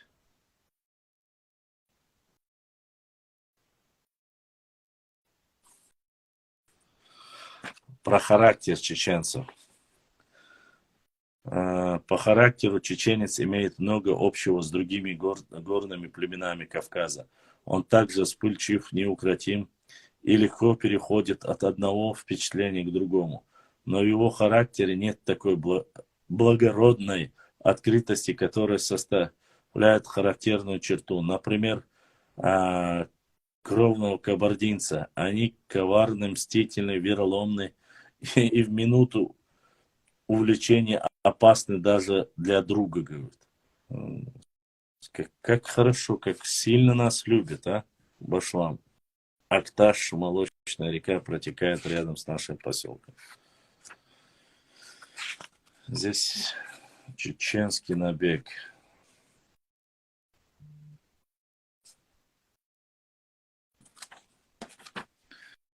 Все это мы вам прочитаем. Я боюсь, что сегодня я не успею, но это надо осилить, это надо. Ткачев, вот Ткачева, который под Ткачеву пытались некоторые опровергнуть якобы Хасана Бакаева, нашего уважаемого историка. И по нему, я его зачитывал, конечно, мы обязательно с вами по этому вопросу поговорим. Как же хорошо. Дорогие друзья, не забудьте ставить лайки и подписаться на канал, кто еще не именно подписался. благодаря вашей Баркал, поддержке всем спасибо. сегодня вот эти книги дошли до нас. Эти очень редкие книги, между прочим. Они есть не у всех в библиотеках. И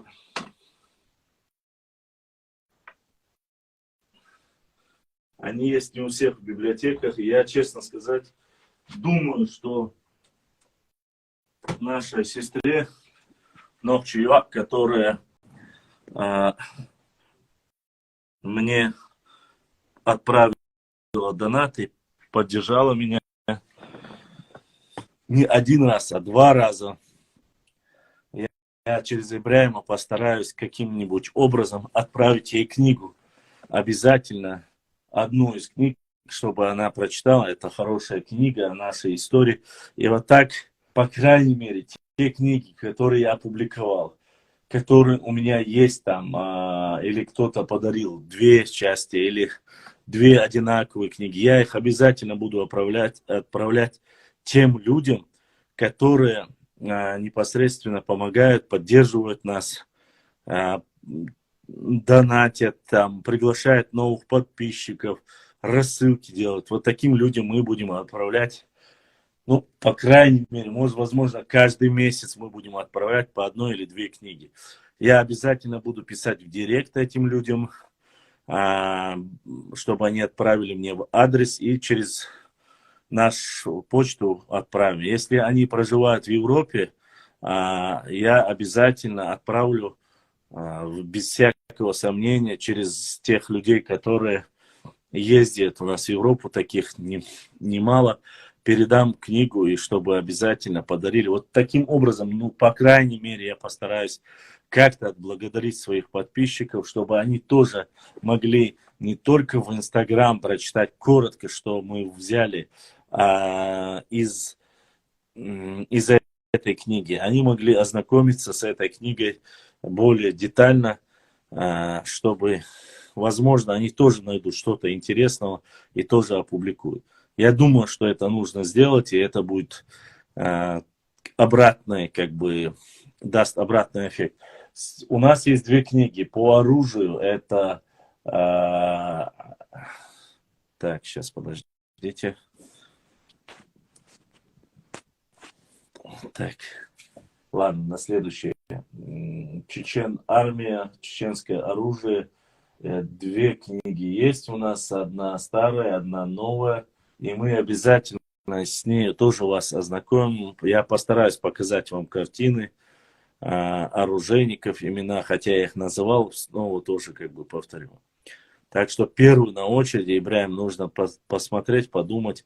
Сразу говорю, это книги не такие, не новые, там переплет, такого нет. Это старые книги, это книги, которые мы смогли как-то достать, чтобы они выжили. Это книги, некоторые книги 60-х, 70-х годов, некоторые книги там 90-х годов. Есть и современные книги, допустим, книгу Хасана Бакаева я тоже подарил одному брату, потому что тоже и помогал, и поддерживал наш канал, то есть не отписывался и всегда был активным моим подписчиком. Я лично подарил книгу, чтобы мы могли и книги дарить. К сожалению, с картами не могу помочь, но всем остальным, те, кто помогает, хоть каким-то образом пытается, чтобы продлить жизнь нашему каналу, этими людьми мы дорожим и ценим их. Вот. Ибрахим, есть ли вопросы у нас с Ютуба? Если есть вопросы, я быстро отвечу на вопросы. Если нет, уже попрощаемся. Я не знаю, завтра, я могу сделать завтра эфир, честно скажу, но боюсь, что завтра, кто бы что ни говорил, мало кто будет, возможно, сидеть в эфире или в интернете. Наверное, будут отмечать. Сегодня нет в чате. Ну, вообще, без разницы, Ибрахим. Я вообще говорю, надо нам с тобой посмотреть, как передать можно, и постараемся передать ей как-нибудь. Вот. Я хочу ей книгу, которую мне, по крайней мере, предлагали купить за 70 тысяч. Начинали 70, потом 50 тысяч. Вот одну из таких книг я хочу ей подарить, потому что человек от души пытается нам помочь, и хотелось бы хоть что-то. Я, конечно, дорогие подарки сделать не смогу, но вот так выбирать постараемся хороших подписчиков и дарить им книги. Причем редкие книги, которые найти очень сложно. Так что, возможно, я просто буду публиковать посты по истории касаемо нашего народа. Если у вас будет желание, напишите обязательно в директе, будете ли вы готовы, чтобы мы провели эфир. Нужно ли вам это? Хотя я сомневаюсь, 31-го, наверное, все-таки. Это не наш праздник, так что будем в эфире. Так-то, ну так. Но боюсь, что... Ну ладно, посмотрим завтра по мере возможностей. Постараемся сделать. Сегодня немножко братья задонатили. То есть для эфира на завтра у нас есть небольшая поддержка. Так что дальше, есть ли вопросы еще? Я как-то упустил этот момент. Сейчас я взял эти книги. Там столько интересного материала, который нам очень важен и который вам очень понравится. Возможно, то, что я еще не рассказывал. А это очень важно, как бы зачитать, и чтобы вам дать и знать эти тоненькие брошюры, которые были как раз-таки в начале 90-х годов. Нет, там была еще материалы, были полевые материалы, когда старейшины, старики наши были еще живыми. Поэтому думаю, что там есть интересные моменты, думаю, что это важно и нужно.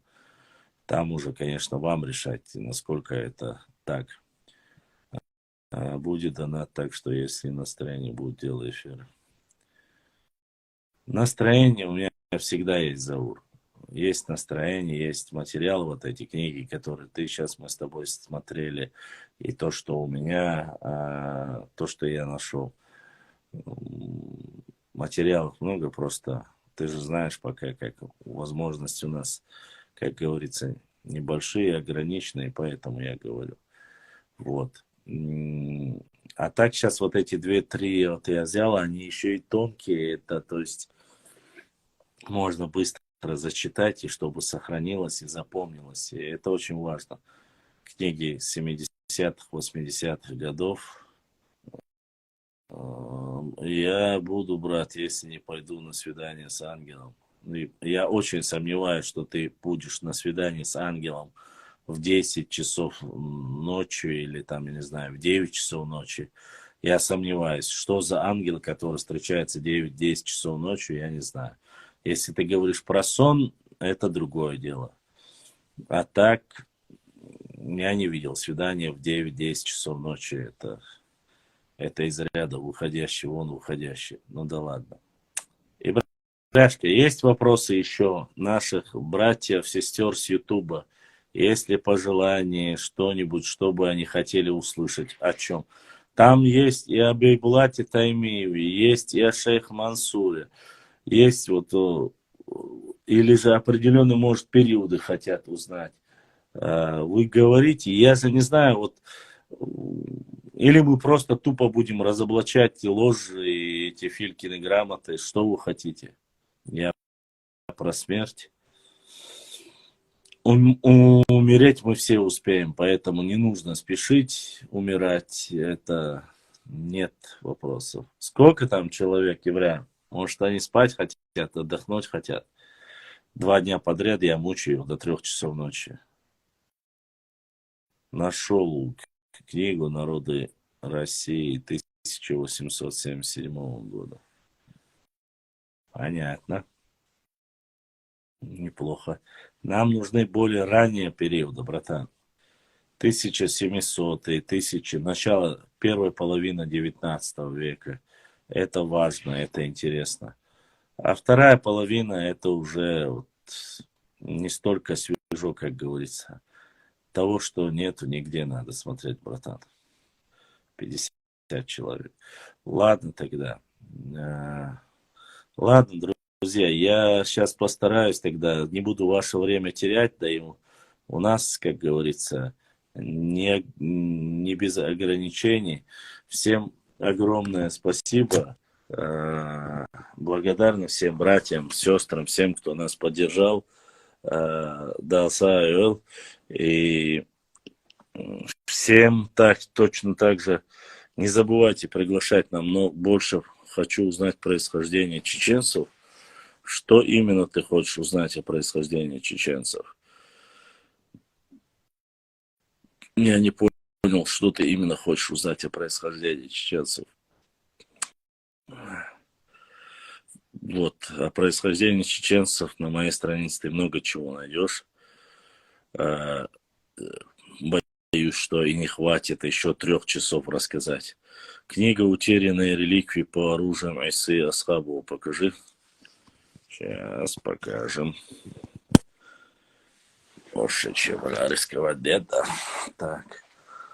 Утерянное оружие. У меня чеченское оружие. Утерянной реликвии нет у меня. Есть вот она.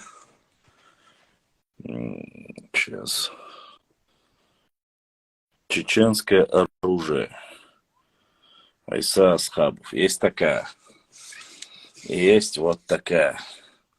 А, ты говоришь вторую? Ты вот про эту говоришь? У меня есть две книги Айсы. Вот одна, вот вторая. Обе на вес золота. Вот. Надеюсь, всем видно, да? И вот. Несмотря на то, что у меня не только это есть книга. У меня есть книга. Вот такая еще есть книга у меня. Это мне прислали братья-адыги. Оружие народов Кавказа. Не у многих есть такая книга. Поэтому это очень важно. Потом есть еще одна книга. Это уже не оружейная, но Кавказ, Александр Дюма. Есть вот такая книга. Вот. Ну, или есть вот такая книга Ялза Ахмадова. Это история Чечни с древнейших времен по 18 века. Видите, да? А вот того, что мне не хватает книги, вот они. Вот они были 4-томники. Книга, которую я вам говорил, это у нас второй том, кажется. Вот у них есть новое издание. Вот у этого Ильяса Сигауля. Сейчас я постараюсь посмотреть, какой это том. Кажется, это... Так. Это 97-го года книга. Это первый том. Вот такой есть двухтомник новый. Обшитый уже в новой версии. Это старая версия. Таких 4 книги должно быть. Он 4-томник. У меня только 2 были из них. Есть 2 книги вот такие. Это гапуровские книги. Как вы видите. Северный Кавказ, политики России в 19 веке. То есть это во времена Бейбулата Таймиева. И вот вторая часть. В период проконсула Ермолова. Видите, гапуровские 2 книги. Ну, написано им. Вот. Также есть книга вот такая. Русско-чеченские отношения 16 и 17 века. Какие были взаимоотношения, там понятное дело. Выходцы ШМР. Вот такую книгу я хочу подарить. Обязательно моим подписчикам, которые активно помогают, донатят и так далее и тому подобное. Ну, у нас еще там очень много разных книг. Вот чеченское оружие эссе Слабова. Вот так вот. Надеюсь, я показал вам. Книги. Есть такие культовые старые книги, которые очень такие редкие. И есть такие, которые я вам показал. Это даже не все. Поэтому с книгами у нас проблем нету. С историческим материалом у нас проблем нету. Истина дороже всего. Иншаллах, мы будем делиться с вами хорошей, достоверной информацией о нашем народе. Огромная благодарность всем моим братьям, сестрам, которые поддерживают наш канал. Особая благодарность нашим братьям-ютуберам, кто в ютубе. Не забывайте лайкать, смотреть наши видео, оставлять 1-2 комментария. Приглашайте побольше людей. Завтра мы обязательно постараемся с вами, возможно, выйдем в эфир. Если кто-то вдруг не будет или будет, я вместе посидим. Если вдруг вообще люди захотят там чуть отвлечься, все-таки конец 22 года они выйдут. Я на связи. Я, как говорится, сейчас лучше буду читать и писать что-то, нежели чем у меня здесь небольшой остаток остался трафика. Лучше, чем его закончить. Все равно, если нет вопросов, если давайте лучше вы отдохнете. С вами был ваш брат Башлам. Еще раз я прошу ради Всевышнего Аллаха простить меня, если я каким-то образом задел вас или оскорбил. Вот таким. Завтра мы постараемся задеть междуречье Терека и Сулака, Ауховский район, вот эти земли, взаимоотношения с этими местами. Постараемся поработать по ним и совместно, конечно же, соответственно, будем отвечать на вопросы, которые вас интересуют. Хорошо, брат Заур, я наберу. Постараемся с вами пообщаться, поработать. Огромная благодарность. Не забывайте приглашать нам новых подписчиков. Живите с миром и на своем любимом родном языке, наша фирменная Диша, Деба, Даха, Санхоми, Нохчикам. Ассаламу алейкум ва рахматуллахи ва баракатуху. Ади Кюэль, Бюстал, Декалёвэл.